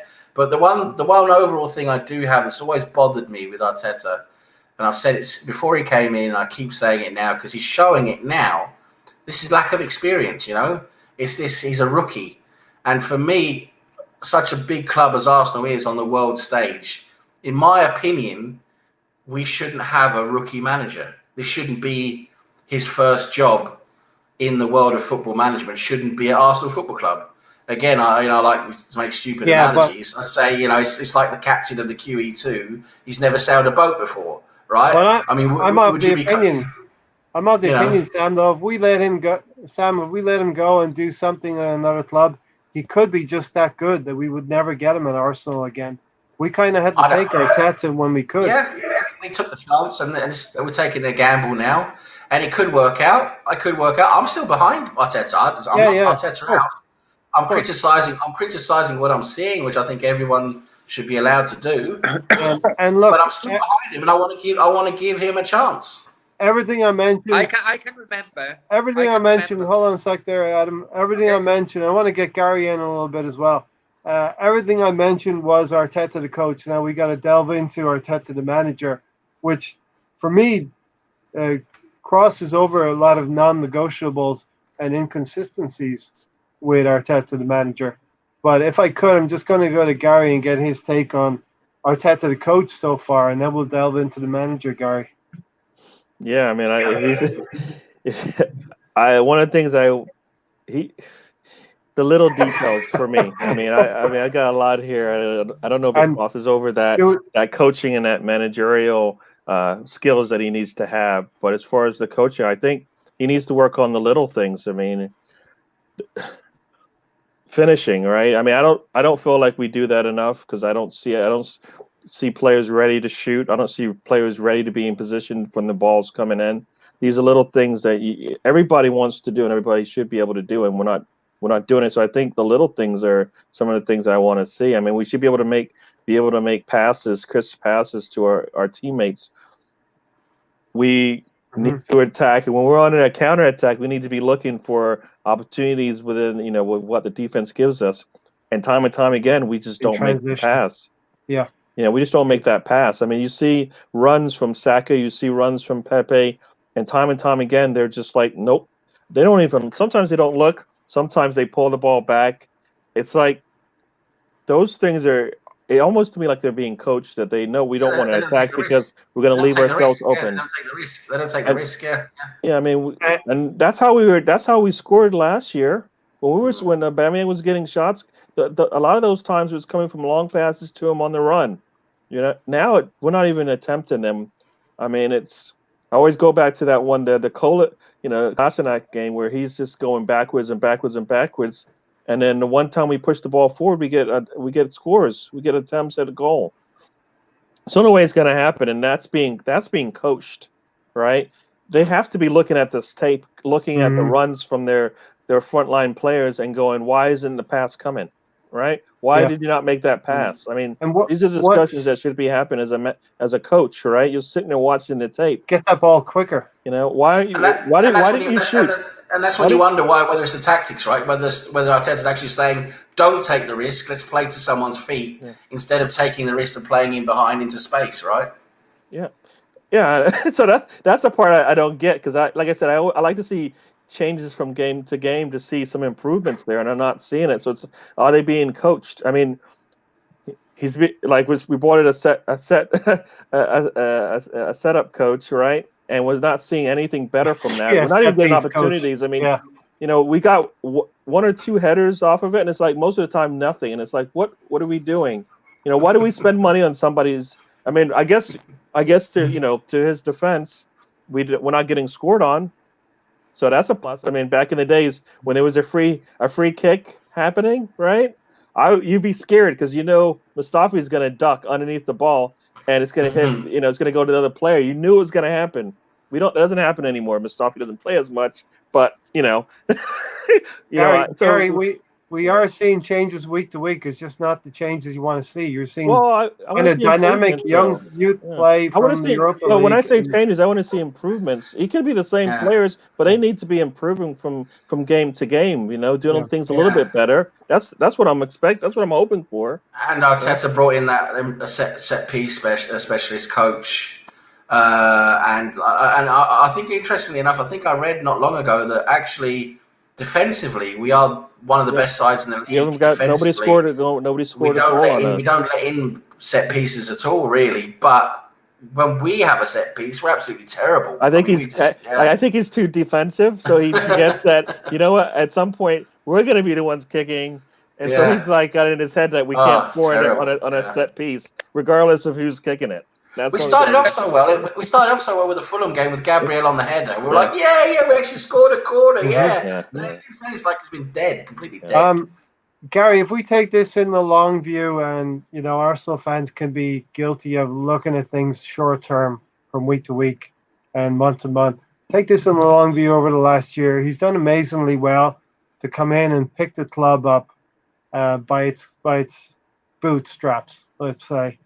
Stabilize the club, get us to an FA Cup final and actually win it. Be in Europa League. We wanted to be in Champions League, but as bad as we were last season in the league, the Europa League was the best we could do through the FA Cup. He's done amazingly well as a coach, right? I guess so, but those I like to think I think he could do better. I don't know if it's him. One of the things, I guess, let's start from, at least for me, if you bring Arteta in and you don't put any good structure around him, this is what you're going to get. Okay. Right? This is why we have concerns about his coaching, his managerial skills, the player, management that we have going on, all of that, right? Because they put a structure around him that is just as, at least it seems, just as inexperienced as he is. And it's not helping, right? So that's what I feel is happening. So if you bring him in and you don't bring him all the support that he needs above and below him, this is what happens, right? I don't know if I always like to say, I don't know if the guys sitting on the bench next to him are the ones that he can lean on for help. It doesn't seem like the guys are above him also. They bring in a player. This is what we expect to get out of him. This is what you wanted. And then they utilize him that way. See that. Yeah, one thing that's striking as well, Gary, and I'm going to come to you, Adam. I know you're itching to get in. One thing that's striking as well, you didn't bring an experienced coach, an older coach than him. They're all about the same age or younger. Yeah, I mean, I don't know. I mean, everybody's new. All right, Edu's new to this in the Premier League. I mean, whoever's signing the checks is new. I mean, everything's new. There's nothing established in this team.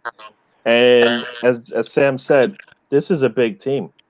Yeah. This is Arsenal Football Club, and this is they need stuff. They need to have the best at all levels, right? From the management to the coaching to the players. Can I just ask one quick question just before we move on to Brownie? I just want to ask one quick question to Gary. And I just want to say, with your American football over there, what team is it you follow in the NFL? Sorry, I can't hear him. Go ahead. I don't know what happened. I got my mic got muted. I'm not sure. Oh, I did that. What team is it? What team is it you follow in the NFL, I follow Gary? the Dallas Cowboys. But the Dallas Cowboys, now they've got some tradition. They're a big team from what I remember. They're a big team, and they have done the they had exact that whole same thing. dynasty with Troy Aikman and all that back in the day, and all that, great running backs and everything. I'm just saying, if the Dallas Cowboys, if they brought in a manager who basically all he'd been managing before was no one. He's never managed to coach a team before, not even at high school level. Wouldn't that raise some eyebrows? And you know what? I believe they've done that. They brought in coaches who don't have the experience, and they've suffered for it. Yeah. I mean, they have to be really good at what they do, or they have to be a sound quality coach, right?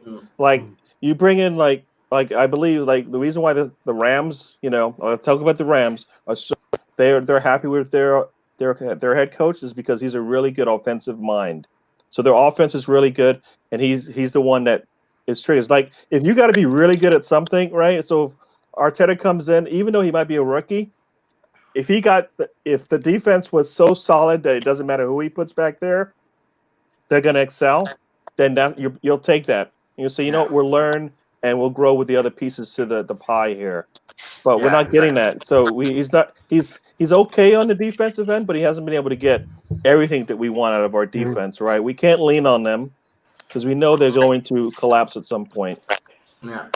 All right. He's still working on the offense, and So Alonso, thanks for joining us, Alonso. Want to get to Adam next? Yeah. I the other day I was thinking of the last manager who's taken over a big team in the top league who had less experience. And I don't know if you guys can help me out, but I could only think back to '86 when Kenny Dalglish became the Liverpool manager, when he would basically runners up in '85 of the European Cup, but they're basically top dogs. But the difference with Kenny Dalglish is that he had the Liverpool boot room, e.g. the coaches behind him. Yes. Helping him along. And that's why I'm agreeing with what Gary says.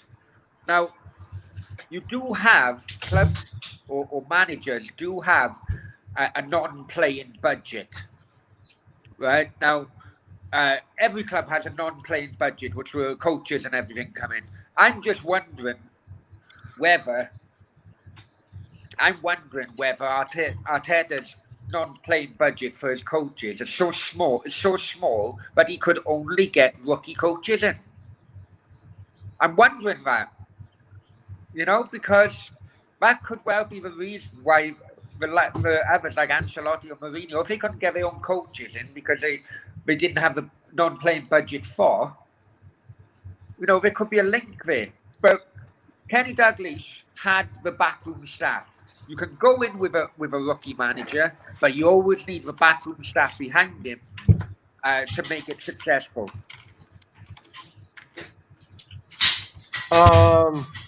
Alonso, how are you? Good, man. How you doing? How you doing, guys? Hey.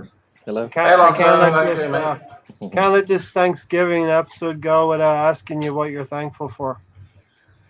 I'm thankful for being on a podcast. I guess give me something to think about. I'm thankful for my family, my friends, and football that you can talk about on a weekly basis.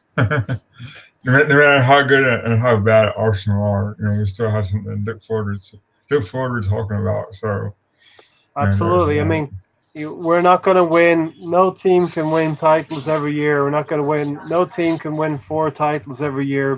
So, the ride of a football supporter is one of extreme dedication. You pick. Well, ever since you're like 12 years old, you should have settled on a team.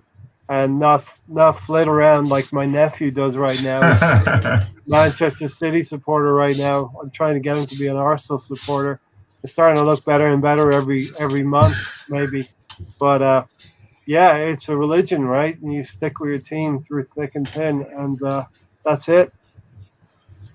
So, Alonso, we're talking about Mikel Arteta, the coach. I don't know if you had a chance to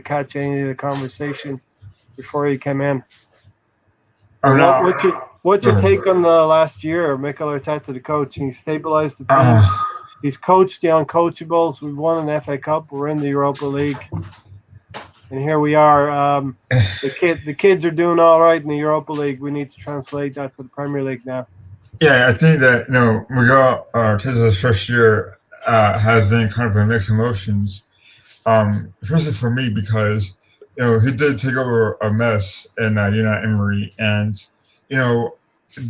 as fans, you want to have expectations, and once the new manager Arteta came along, we kind of had expectations for him too, and one of them was to get us to respectability again, and winning those tough games, and just staying true to his game plan, and get top four and have ambitions to at least be successful in the FA Cup tournament, and he's done that, and I think the bar is now set high, where he's expected to do things that right now we can't do right now. Yeah, I think that's a great point.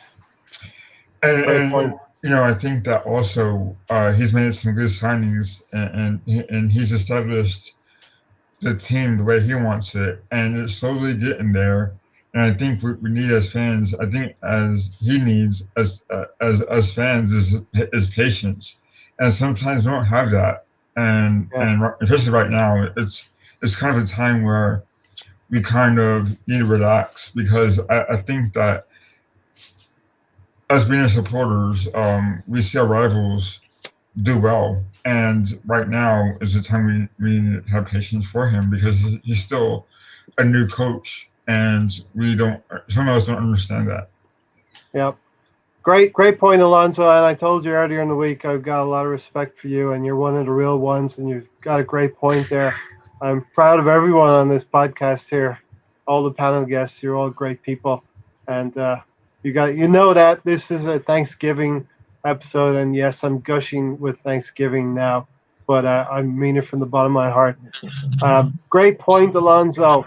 Darren, I'm going to go to you next, Darren. Conversation's gone on, and you've been very patient there, Darren, taking everything up. Alonso made a great point. Did Arteta over-exceed his expectations, really? We won an FA Cup. Expectations of the fan base have probably exceeded what we can do on the field right now. Yeah, I think sort of the expectations has been quite high, sort of seeing what he can do with the team, and I sort of agree with Stan on what he said earlier, that I'm happy to extend my expectations sort of for another year and sort of see how he can shape the team and what he can do. I mean, at the minute he's still learning. He's new to doing the job, and I wouldn't want his job. I really wouldn't. And the fact that he's doing it with passion, the fact of how he talks to his team, especially at halftime, he'll give that talk, and that's when the team seemed to push again in the second half of a lot of games. So, and he's there. He's on the edge of the pitch, and he's getting the team to go, where you've got other teams who just stand there, or they'll sit down, not interact with the team. I think that's what I like about Arteta, is that he communicates with the team when they're playing, and I think, I said, hopefully in a year's time that he'll shape the team up and sort of make it better within a year, and then after that, see what happens. So yeah, good point. Exactly. Lombard camp. The only thing I love about Arsenal these days is the youngsters coming through. We can see the quality of the youngsters. I can. Maybe I've been guilty of hyping up Arsenal a little bit much, because Arteta did win a cup in his first season, and that's always a sign of a good coach in the end. Gary, we talked about the coach, and I want to talk about Tony as well. I hope you feel better, Tony. Couldn't join us.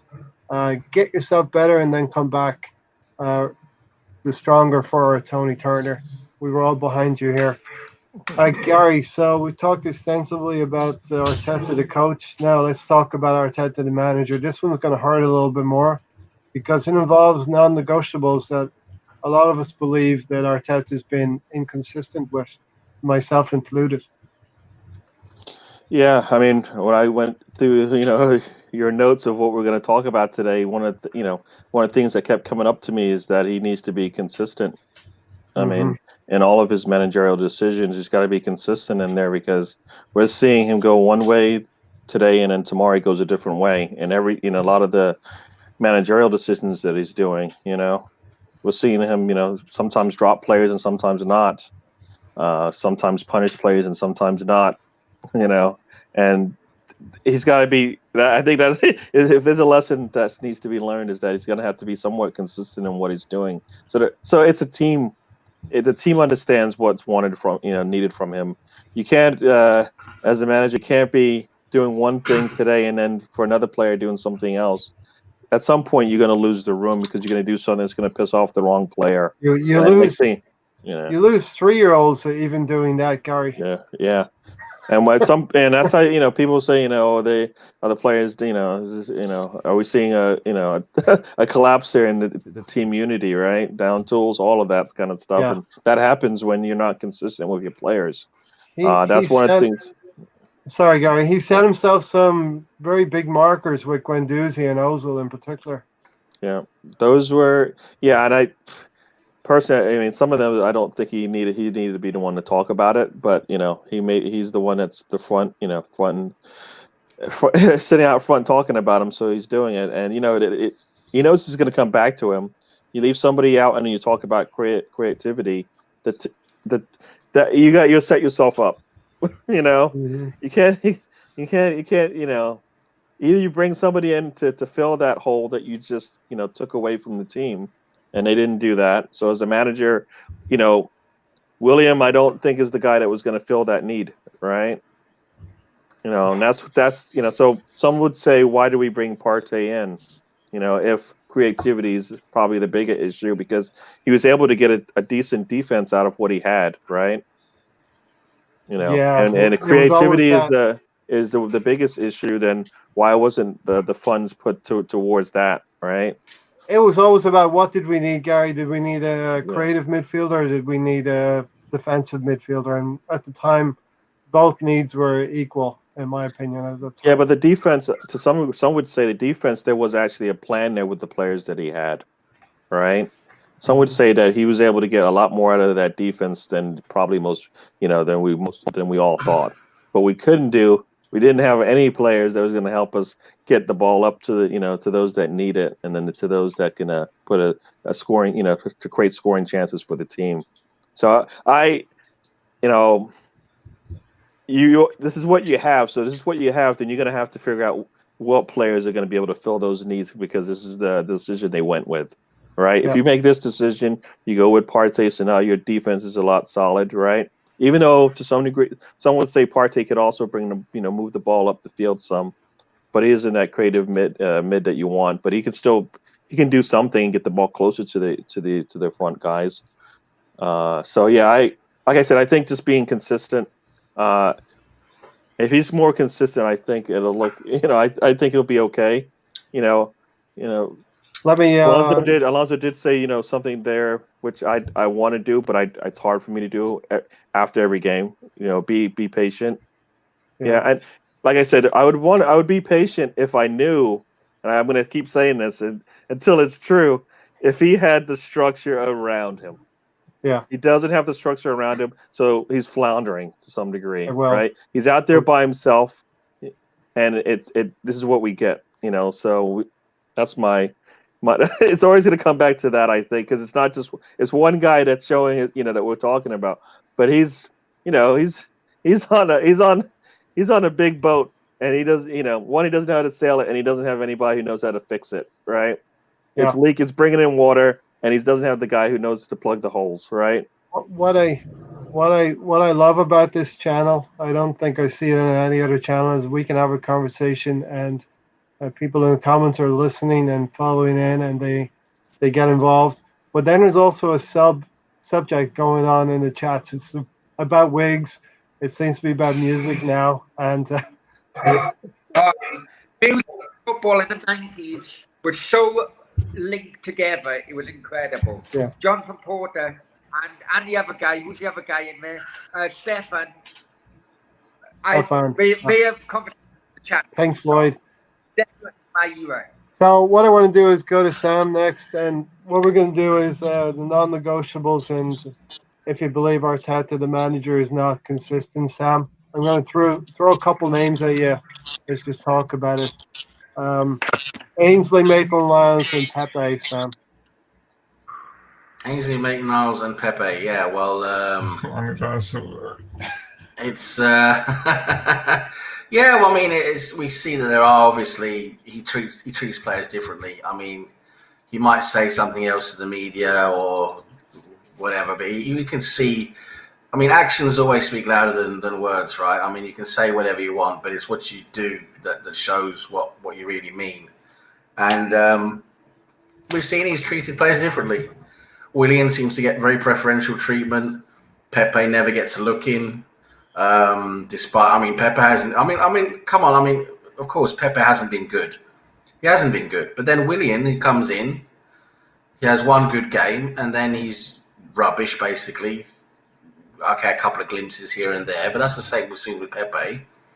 And all of a sudden, it's just Willian. I mean, how's Pepe ever going to get a chance to show his worth if he doesn't get to play, right? I mean, he's a confidence player. He needs to play.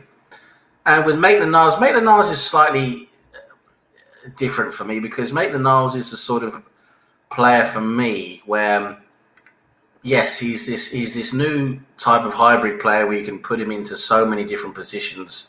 He can fit so many roles, and he can play different roles in the same game, right, at the same time, which makes him a pretty special player. But at the end of the day, when you put down your starting lineup, for me, the only position he could arguably go into is the right back position, arguably. Mm-hmm. And even there, I'm slightly doubtful because Bellerin, for me, does more with the ball than what Maitland-Niles does on the right hand side. Yes, Maitland-Niles is better defensively. Different sides of the coin. Yeah, he's better. Maitland-Niles is better defensively because Bellerin is a headless chicken without the ball. He just doesn't know where he is most of the time. Yeah. Which is not good for us. And we see so many goals come through his side of the pitch because of this. His lack of marking, his lack of pressing, being in the wrong position. So, yeah. But the thing is, but with the ball, he runs up that wing and he links up quite well with attack. And he does have a decent cross on him sometimes. So, that's where...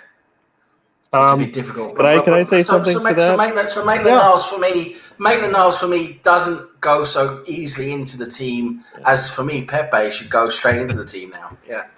Yeah. Can I say something to that? Yeah. No. I look at the whole Ainsley and Bellerin as like they to me they have what the other one doesn't. Right.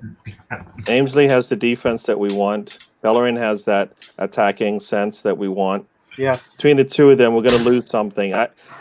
Yep. And to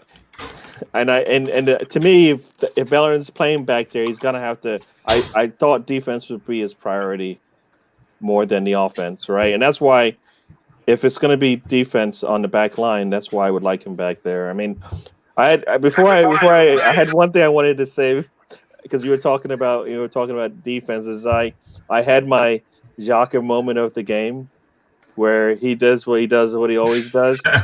He put his hand on the offensive player, took it off, and then turned his back to him. And guess who that player was? The player that missed the absolute best sitter you could ever have in your life.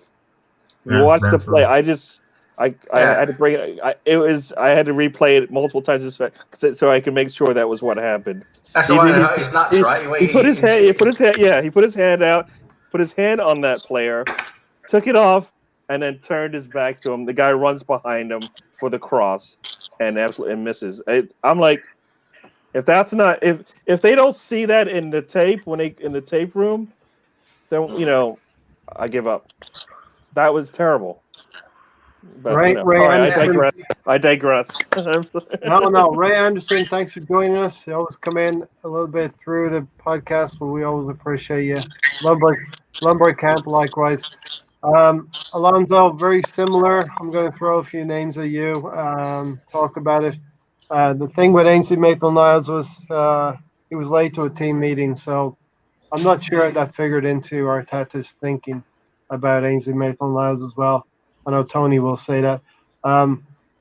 Alonso, I'm going to throw Willian and Nketiah at you.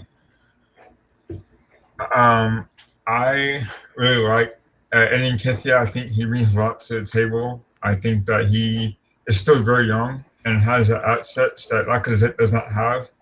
And sure, he's very naive when it comes to when he plays. And that could be a good thing and a bad thing. And I still think he has room to grow. I think that he still has a lot of intangibles that we still need from him. And I think the future is bright for him. So I think that I want him to stay for long term. I think he's a good um, second string center forward striker we need. Yeah, but do you think, Alonso, in terms of Arteta, the manager, there's some inconsistencies when he's dealt with Willian, such as the Right. latest incident with Salt Bay?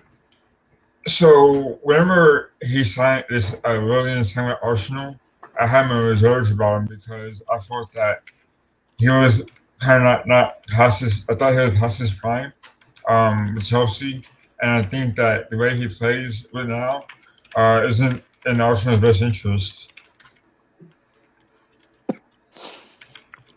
And Eddie Nketiah, do you think that Arteta plays favorites with some of these players as well?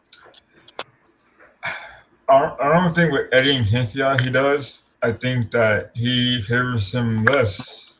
To be honest with you, because I think he believes in Eddie Nketiah. I think that he needs more playing time. I think he needs more chances to start. I think he's more capable of leading the line as well. So I think that right now Eddie Nketiah, I like him a lot, and I hope Miguel Arteta uses him more often. Yeah. Brownie, I hope you forgive me. I'm going to skip over to Darren. No, hey, no problem. I got pizza in the oven. No problem. You go what? I have a pizza in the oven. All right. Save that for the Premier League review. Darren, Danny Ceballos, any inconsistencies with Danny Ceballos and Mikel Arteta? Involved in two incidents, the Rondos in the first game of the season, and then more recently with David Luiz. What do you see due to non-negotiables for Arteta in those situations? As you know, I'm not very good with the deep details of that. So Yeah. I'm But gonna. if that was you, if you were Danny Ceballos and you were involved in those incidents with Eddie Nketiah and the Rondos to warm up in the Fulham game, and you're still in favor, and then you do the same thing with David Luiz, and then he has the balls to sort of say it didn't happen when it probably did happen.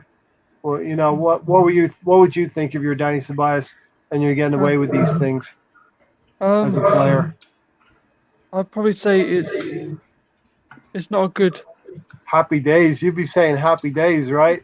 I can keep on playing. I'll do whatever most things I want to do, and Arteta will still have me in the team. Yeah, definitely. Yeah, yeah, I think, yeah. So, Gary, I'll come back around to you. I just have a list here. Guendouzi, on-field indiscipline in the Brighton game. Ainsley Maitland-Niles late to team meetings. Ozil, they say he's not a team player. He's a maverick. Involved in the supposedly involved in the paying the renegotiations. Pepe is not his player. Willian, the indiscretion's going to Dubai. He's back in the team. There's a whole list here. Eddie Nketiah, unfortunately, against Leicester, red carded, and Ceballos in the Rondos. I see inconsistencies all the way through there. And until that's sorted out, I mean, what will players think about the manager? I guess one thing I would probably take Eddie off of that list because his red card, he was actually attempting to do something positive, right? But the other ones definitely, those are issues, and those are the problems that we have. It's got to be It's gotta be one way or the highway to me. Guendouzi, I think he had multiple chances and he kept letting Arteta down. Mm-hmm. You know, I don't know why. And then you know what? That could be the fact that Arteta is so. You know, he's still new to this thing. Because if you've got a talent like that, you're trying to figure out a way to make it work. Ozil, I think the whole money thing, why that information got out there, I'm not sure, because that should have probably never been that way. You know, the other things, I think he's not part of Arteta's plan, so that's why he's not around. But you know, he needs help from those. Like I said, it's always going to go back to the same thing to me. If Ozil isn't part of your team, then you got to get rid of him. Like you got to get rid of him. He can't be practicing with the team if you're planning to let him go. You know, all of that stuff doesn't help. It's not helping your new coach, right? You gotta let him go. And some of that's on Arteta. He's like got to figure out a way, but also it's the people around him as well. So a lot of this we're gonna lean on Arteta because he's the one we talk about. But you know, some of those examples have nothing to do with him. He's just the one that's got to deal with it. And if he's your new coach, you're basically setting him up to fail when you give him so much to deal with. I mean, like I said, I think the other thing I think to this is, you know, who is the leader of this team? I think there's factions. Who is the guy that Arteta goes to and says, you know what, these guys need to take a pay cut, and I need you to figure out how to get them, you know. And you know what? That leader is the guy that everybody follows, right? We're gonna go run down this hill. We're gonna fight the enemy. We have no guns on us, but they do. But I'm gonna run with him anyways, right? That's what we don't have that guy, right? We don't have that. Yeah, we don't have. Yeah, we don't have that player that, you know what? We need a goal. We need a stop. We need a tackle. We need something to turn this game around to do it, right? Arteta's out here doing this himself. He's screaming at his players to do certain things over and over again, but he doesn't have that guy on the field that believes that what he's saying is actually the right thing to do, right? Tyranny. Should be tyranny. No, it should be tyranny, but tyranny, like I kind of agree sometimes when they say that it's got to be, you know, that's why you want your goal. Like for us, I always felt it should be the goalkeeper because he's the one that, right now, we need to protect our goal, right? So we need that person back on the back line, screaming instructions to all of his defenders in front of him, getting them aware of what's going on. Mustafi doesn't fall asleep at the wheel if his goalkeeper's telling him, look up, Vardy just came in the game. Look up, Vardy is streaking to the goal. Look up, you know, this other player is streaking to the goal. You know, that's what, you know, so he's got to find that one guy. All you need is one leader that everybody's going to follow. He hasn't found that guy, and that's why, to some degree, whatever he's saying just doesn't translate to the field, you know? All right. Exactly. So Stan the Man said, very wise, Ray. If I came across Branny, I would skip over him and all. But you gotta just unmute yourself there, Adam. All right. I'm going to go to you next, Adam. Yeah, just a couple of points, really. First of all, no one knows what is in the contracts which are offered to players. Now, I know Sam is now following me in my word of fortune because we all know Willian, at the end of his Chelsea days, was on a free transfer. There was a few clubs interested.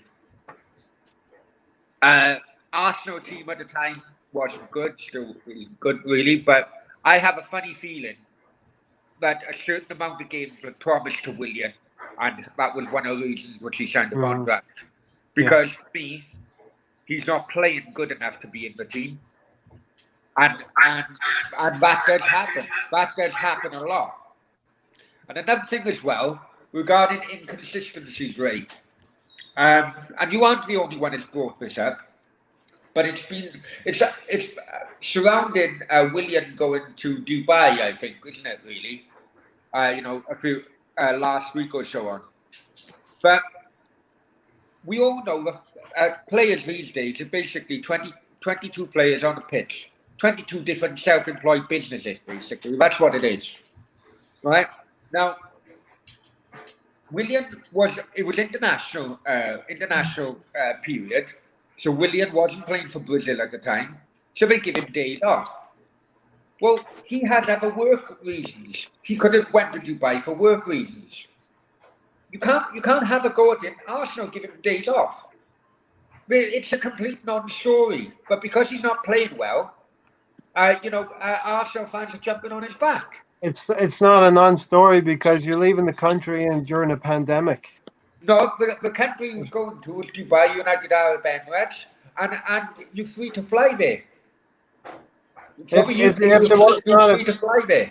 there was not a pandemic, this would probably be a non-story. But you're increasing your risk of bringing an infection back to the club. It's going to hurt. But not if you go to a country which is deemed safe from the UK. I mean, if someone's come to Spain at the moment with the levels and pound levels in Spain, yes, you've been quarantined in the UK for 14 days. Yeah. But they were people free to fly back and forth to Dubai.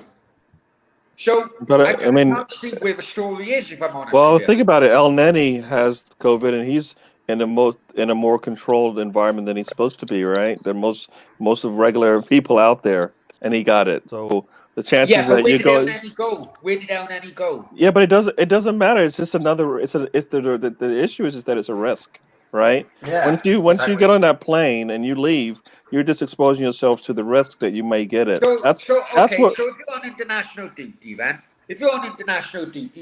you fly anywhere in the world. If you're not lucky enough to be called up for international, and you have days off, why should other people be allowed to fly because they play and you're not then? I believe wasn't it a rule? It was a team rule, wasn't it? That he wasn't supposed to. He's supposed to let them know. Yeah. Like the team put a lot. This is what we're talking about with Arteta, right? He's putting in non-negotiables, and then he's saying, you know what, you're Willian, so it's okay. You know what? I think Brownie. I think the point was he broke the team rules by flying without. He flew to Dubai without letting the team know, without letting the club know. He had days off. But then he flew out of the country, went to Dubai without letting the club know, and that's breaking the club rules. Well, do you know about 100%, or could it have been a breakdown? That's what. But we don't know. We don't know. But that's what they're saying, and So it's just assuming it could well be the. So it could have happened. Well, it could have happened as well. It could be the case as well. Broken rules and Arteta's. What's worse, Sam, is he's in the team. The next time the team shoots out, he's there. He's in the team. Yeah, but my point being, it could have been a breakdown in communication within the club. He may have told one department, that department didn't tell. Well, now you're being pretty speculative, aren't you? No, I'm not. It does happen. It does happen. Well, so he could have broken the rules as well then. Yeah, this is all assumption. Whatever way. Not playing well. Well, you are assuming a lot. Yeah, you are. No, I mean, he's not playing well. He broke a rule, and he put himself at risk. I mean, those are all truths, right? Normally, yeah, exactly. Normally, he broke the rules, and we're seeing this happening. Lumbercamp wants to talk about the Xhaka Tierney incident at the end of the game. We touched on this briefly on Sunday's podcast right at the end of the game. I was not aware of what happened, so I couldn't talk about it then, but we can now. I've changed my mind over, and it's okay to change your mind. I've changed my mind over this. Initially, I was a little bit pissed off because Granit Xhaka appears to push Tierney away, and Granit Xhaka is the one who's got his arm around a player that he must have known in previous leagues. They're Swiss international, and he knows Alioski. Looking at it as an Arsenal, with my Arsenal fan tinted glasses, I don't like to see Granit Xhaka, who has been a former captain and should not be captain of the team again, in my opinion now, push Tierney, who it's like past captain pushing future captain away, and it just didn't look good. I didn't like it at the time. I've come around to the point of view that players are mercenaries. They really are. They are paid to play, and they have allegiances with friends on the opposite side of the team. That's what it was. That's what Granit Xhaka was. He was being friendly with Alioski, and he was protecting Alioski from Tierney. Yeah, it should have been another way around, right? It should Yeah, have I been. didn't He like should- it. I didn't like it, Gary. I don't like it, but I can understand it. I don't understand it because if he's supposedly a captain, he gets the armband. If you see one of your teammates and you feel like he's going to do some danger to himself in the sense that maybe he gets a red card, you go grab your teammate and you take him off the field. He didn't do that. He was more interested in talking to his buddy than to actually talking to his teammate, the one he's supposedly his teammate, and talk him down, before something bad happened. He just pushed him and said, "I'm going to go back and talk to my buddy. Leave me alone." Yep. I mean, that to me is no. I don't. That's non-negotiable. It's unacceptable. Yeah. Not from somebody who wears the armband. Ceballos did more than anybody, and he's not a captain on the team. Well, so Rob Holding too. I think Rob Holding. And Holding. Rob Holding was there too. Yeah, but like I said, this is the guy who gets the armband. Mm-hmm. When Arteta looks at the tape, who's he screaming at? I think he's screaming at Tierney, not at the captain, who was more interested in talking with his buddies than talking to his teammate. Going, look, buddy, it's not that bad. Taking him away, calming him down, getting him off the field. Right? At least he could do that. A lot of people say, why is he even talking to the opponent on the field at all and hugging him and whatever? No, if he gets the armband, he should act like a captain, and that's what we're missing, right? I keep saying we're missing that captain.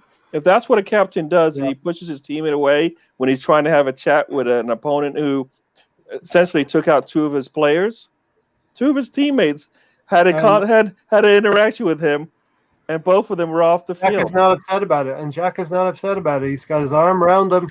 He's protecting Alioski, and he's pushing Tierney away.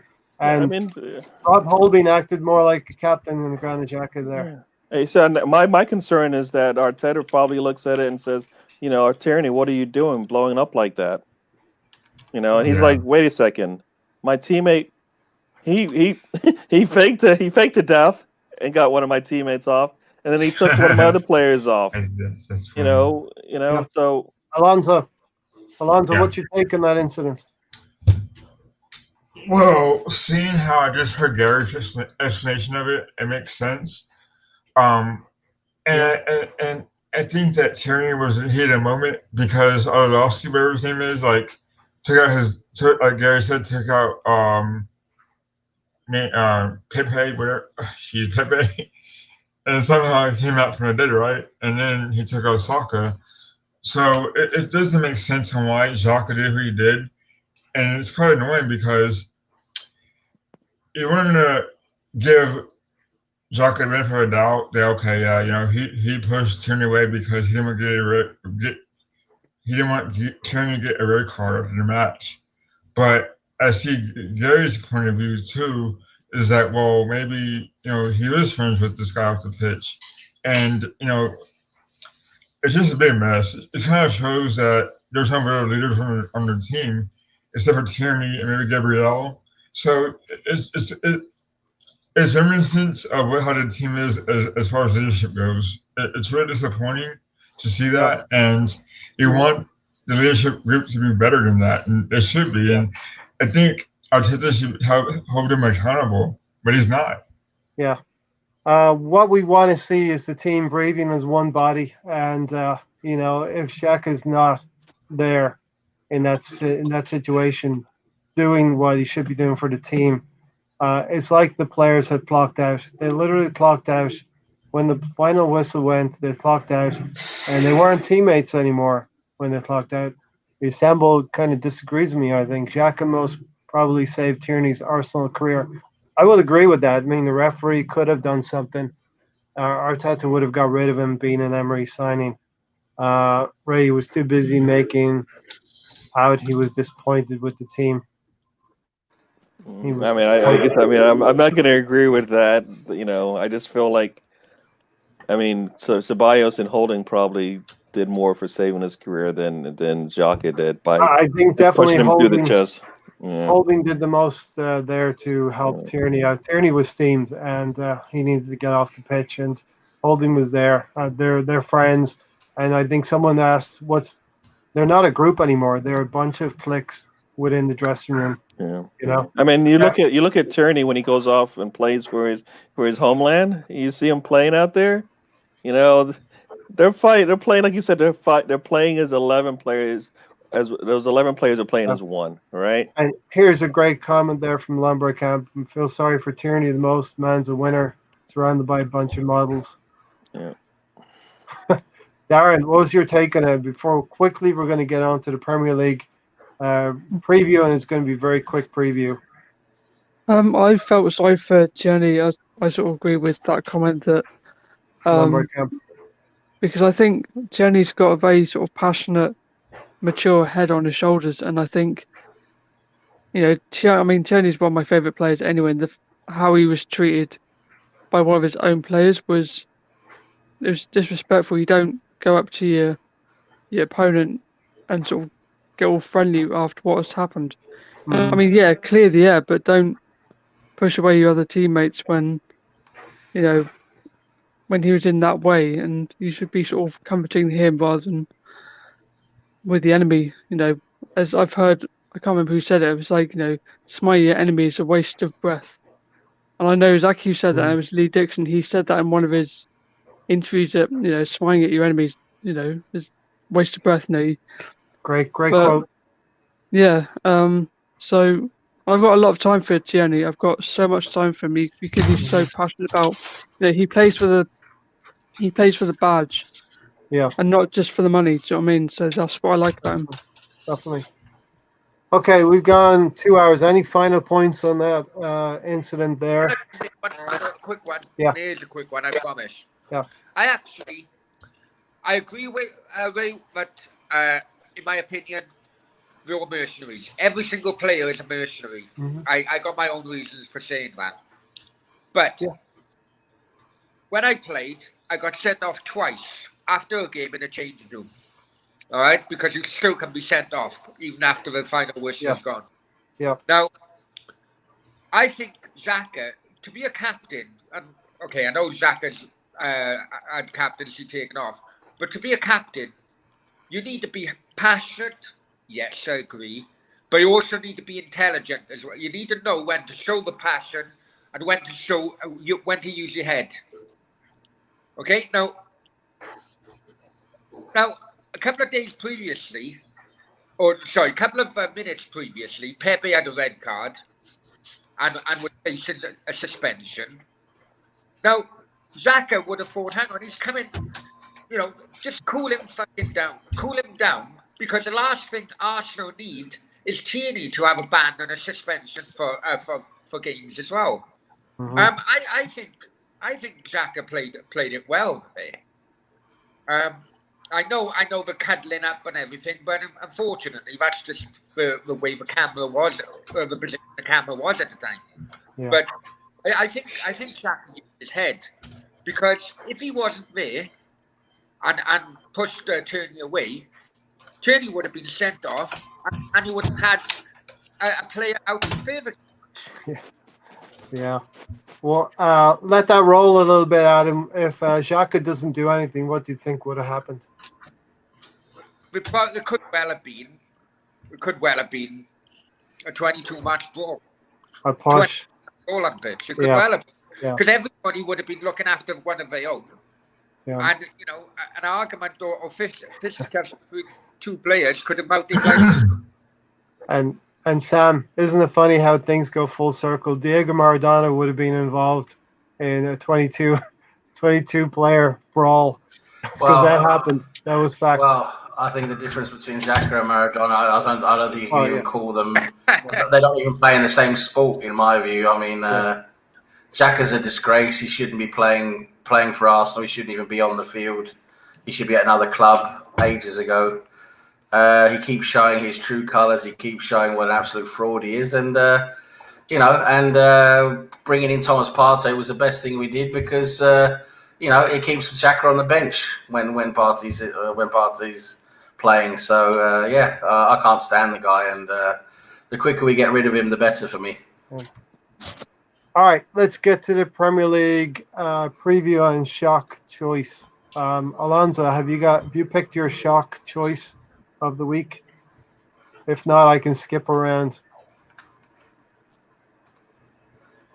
Let's All move right. around. I'll go first then, I guess. I'm hoping. I want to. We didn't lose last week, so I'm happy about that. But this week, I kind of like my shock is going to be Southampton over Manchester United. I want Right. to see that because I want to see the meltdown. Well, Yeah, what would be a shock though? Wouldn't it be Man United winning that game? Ooh, I have one. Well, Hey, okay, I here we have- go. They lose 3-0. Okay, let's see that. Yeah, that'll be a shock, right? Are you taking Southampton over United? Yeah. All right. Hey, I have mine next. I have mine ready. Yeah, go. I say Leeds beat Everton. Leeds will beat Everton. Okay, Yeah. that's not bad. And I think it'll be 2-1. All right. I think Burnley will beat Manchester City. I'm sorry. I think they can get a point. I think they can get a point. Yeah. You're laughing at me, Gary. Oh no, sorry. I was laughing at something else. No. You always have my sound effects. Nice. Darren. I haven't really sort of looked at because who are Chelsea playing this weekend? Who are they playing? Yeah, so Oh Chelsea. are no, playing you don't want to pick Tottenham. that game. You can't pick Don't that pick game. that one. I have to because I have friends. I have friends who are Chelsea fans, so I have to take that side, unfortunately. Oh man. All right. But you know what that means, though, Darren. You know what it means, right? Who's going to be a favorite? Who would be the favorite in that game, Sam? Chelsea and the shite. Yeah. I say Chelsea. I think Chelsea are a better team at the moment. It pains me to say it, but Tottenham are playing pretty well. I hate to say that. But I do want Chelsea to win that game. Okay, you picked the tricky one there, Darren, but we'll go with you're picking Chelsea, right? Yeah, I have to because I have friends that are Chelsea fans, so I have to take that side. Good. Sam, what's your upset? Yeah, I think Burnley are going to get a point against City. Wow, you agree with me. Yeah. I just think City are just so up and down. They're so Jekyll and Hyde. You didn't want to stick with Fulham, your second team. I just see that, okay, they're playing Leicester. I don't really see that happening, to be honest. No. Nah. Adam, what shock do you see in the Premier League Saturday and Sunday, Monday? Beating Crystal Palace. Who? Newcastle to beat Crystal Palace. Oh wow, this is recorded on Friday night, hours after Newcastle have beaten Crystal Palace. Now your real pick will be. I don't know who Arsenal got. We have got Wolves. I could see that being a 1-1 draw. Okay. All right, we'll quickly go through the games, Sam, and then we'll get out of here. You take Brighton versus Liverpool, Sam. Yeah, I just think Liverpool are starting to. I mean, even though without some of their players, I think they're going to be too tough for Brighton. I think I just can't see Brighton getting a point in that game, to be honest. Yeah, I was actually going to pick that one as my upset, but I switched to City Burnley. Gary, how do you think that? Actually, I know how it's going to go. You think City are going to wipe the floor with Burnley? I feel like, I feel like you guys wasted your pick. I'm sorry. Because you laughed me out of town, Gary. I can't. I'll be I'm hoping that you're right, but I just can't see it. I mean, I feel like that. Can I have some ice cream with that humble pie next time? if you get the win, but no, I don't. I think Manchester City's just got too many people up front. They can put whoever they want in that front four, and it's going to be a little tough for Burnley to. Gabriel Jesus is really tearing it up, right? I don't know about that. But I mean, as a foursome up, as those attackers up there, I think you get one of them to show up. I mean, was it last game? It was Foden, right? I think. Yeah. So. All right. All right. I'll pick on you Sunday when Burnley get a result of some sort. Darren, Everton leads. Everton need to get back in winning ways, right? Yeah, but I'm sort of siding with. This could be a really unpopular choice now, and because obviously we played them last time. But I actually want Leeds to beat Everton, Mm-hmm. and I think it's going to be 2-1. 2-1 to Leeds, I reckon. Oh shit. Adam, what do you think of that Everton game? We still have that bet going on. Yeah. No. I'm eating. I'm eating pizza now. No, I think Everton will beat Leeds maybe 3-0. Okay. And we still have a bet going on, right? Yeah. Arsenal will finish above Everton. I'm confident Yeah. of that. As they say in the language, mind the gap. Mind the gap, yeah. Alonso, we're going to skip West Brom, Sheffield United. That's really a garbage game. Sorry, any Sheffield United or West Brom fans. Southampton, Man United, Alonso. Can you hear us, Alonso? Hassan Hutel really has Southampton playing well. Sam, Hassan Hutel has. Yeah, Southampton are a really solid team. They're a solid team. They're not spectacular, but they're a solid team.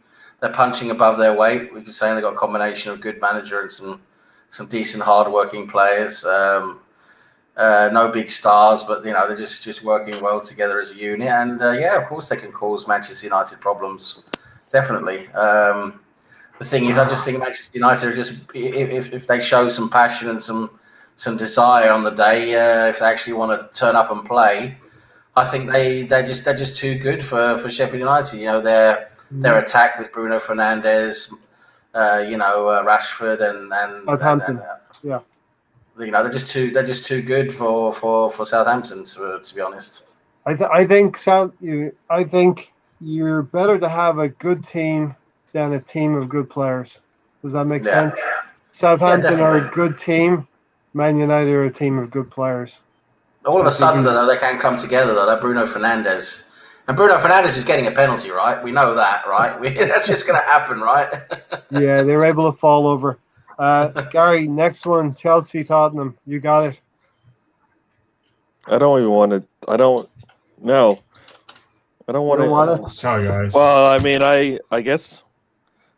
It's going to be advantageous to us. Somebody's dropping points. Well, then if somebody's dropping points, then it's Chelsea getting points. Then a draw. No. Nobody. No. Only one-sided points today in that game. Chelsea gets the points, all of them. Ray Anderson wants United to lose. Yeah. Darren, you get Arsenal, Wolves. What's going to happen, Darren? That's going to be a tricky. I think because of how well Wolves have played recently, I'm going to go for a 2-1 to Arsenal on this one. 2-1 Arsenal. Will Arteta bring some of the younger players into the team? I'm hoping so. It'd be nice to see, especially obviously with Willocken, all the young players. But I'm definitely looking forward to seeing Smith Rowe, hopefully, to playing in that. Yeah. I always love Alonso. I don't know why he's laughing about half the time, but it's very entertaining. What's funny, Alonso? Kurt Cobain. I actually think Kurt Cobain is good, very good player. Yeah, he is. A great striker for Sheffield United, wasn't he, back in '94? Alonso, Leicester versus Fulham. Be nice now to Sam. Sam's second team is Fulham. I think Leicester blow out Fulham 3-0. And there's going to be penalties in that game. Mm-hmm. There's going to be at least 2 PKs in that game. And Sam, take the last one, West Ham versus Villa. Yeah, that's quite a evenly contested game for me because West Ham are playing quite well. Aston Villa are so up and down. They can have a really good game and then they can have a poor game. So for me, I just see a draw in that game, to be honest. Yeah. All right. Final thoughts, Sam. Overall, I thought it was a good podcast. I thought we got through a lot of things. Diego Maradona, rest in peace. Molda, we're through to the round of 32. We're in the quarterfinals of the Carabao Cup. We need to do better in the league. Arteta needs to mesh some things together, right? Yeah, that's basically it. Yeah, we just need to see. What I want to see now from Arteta is we need to see that he does some kind of change, some kind of does something different now for the league against Wolves. Tactically something different. We need to see a couple of players who are not in form. We need to see them dropped. Like Lacazette. Lacazette can't be playing. Surely he can't play. Wolves. I don't want to see Willian play either, but he will play now because Pepe suspended, so we're going to see Willian playing instead of, like, for example, Nelson or someone like that. But really, it's going to be tough with Willian playing. But yeah, I just want to see that he's thinking of doing something different. That he's trying something different. For me, that is what he needs to do, and that is taking the right steps to try and do something at least. Yeah. Listen, we're going places when we have the football gerbil here chiming in as well. So anytime you got a gerbil on your side, Gary, you're doing something good. I guess so. Welcome to the pod. I love that. Football gerbil. Yeah. No, I am. I'm looking for, like I said, little improvements. Players that probably need to should set. Would like to see some scoring from us, right? Like to see, somebody score for us. Maybe a couple of times. I mean, once again, Wolves they're probably just as inept a little bit on the attack as we are. So it's going to be an easy 0-0 game. But I think hopefully Aubameyang can wake up and get out of get out of this stink that he's in and actually, show us something, and we're also wondering is Saka going to play? Is Partey going to play? Those can make the difference for us. Mm-hmm. If not, bring in some of the young guys and let them run around for a bit, maybe show us what they can do. Defensively, I think we'll be okay against them. It's just offensively that's going to be the concern. So I'm hoping for that, hoping for a win. And come on, you Gunners. Come on, you Gunners. That's your final word until I take you apart when Burnley get a point at the Etihad or more. Stefan, the crack is always great. I definitely agree with you, but why so late? It's twofold. We come out earlier on Sundays and we're here on Thursday night just to hit a different audience. But basically that's it. We still always appreciate you joining us when and if you can, and tell your mates about it as well. Darren, I know you had a difficult day today with a customer, but put that shit behind you and move forward. I hope you had a good time on the podcast tonight. I did. Thank you. And final words on final words. Basically, I don't want a 0-0 score. I want us to have at least 1 or 2 goals in. I'm bored of the 0-0s now. Yes. Yeah. Let's take a few goals. Adam, thanks for joining us. Adam, mate, thanks for joining us. Yeah. Hey, thank you very much. And may I take this opportunity to wish everybody happy Thanksgiving. Thank you for the invite. Apologies that I was late. Something come up. And I'd be honest with you, watching the chat, reading the chat was just as good as being on a panel tonight. Really big up to everybody in the chat. It was a real good chat and probably the best one I've been on a panel with. So, good luck with that going forward as well. And I definitely stand behind what I said. It's like 2 different shows going on. We do our thing here, and you guys do your thing there. And sometimes it mingles, sometimes it meshes. But it's always something that I don't see anywhere else, and long may it continue. You talk about wigs, you talk about music, right, Alonso? All these different things. Yeah, man. Final words, Alonso? Oh yeah. So I Bring it think we home. can have Bring a it home. good time against the Wolves. Yeah. So I hope that we play better than we have been, and I hope we attack Wolves and gun them down. I think that we could do it. I think we're capable of it, and I think that it's time that Arteta bring on some of the young guns. I think that they're capable of it. It shows in the Europa League that we could use their help. Meaning Reece Nelson and Willick and Smith Rowe and Flo. So I think that we all needed to have faith in them, and hopefully Arteta will use them more, and hopefully we get a win on Sunday. Exactly. We're going to get out of here with the Mexican wave, so be That's all. prepared to do that, everybody. I'm on my phone. We're going to go clockwise as you see it. But Stefan, this is what it's all about. We want to amuse people.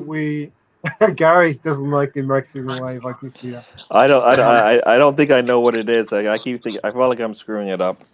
Don't worry about it. That's what you get out for eating a dodgy taco, isn't it? You get the Mexican wave. Just as the final sort of tribute to Maradona Jeez, I in look fat like this. 1986 as well. But Stefan, we always want to make the show amusing. We'll bring some interesting conversation, some good facts, and some great points. But we'll always have a good time. That's one thing I can guarantee, as much as possible. It's nothing if we don't have fun around here. So that's it. Gary, we're going to do it. 3, 2, 1. The Mexican wave.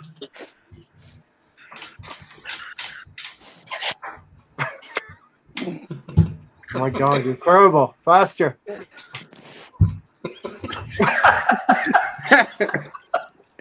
Oh boy. All right. Like I said, thank you everyone for joining us. Thanks everyone. Come on, you guys. Next Sunday, we'll do it again. 3, 2, 1. Let's get that win on Sunday. Thanks for watching, everybody. Peace out.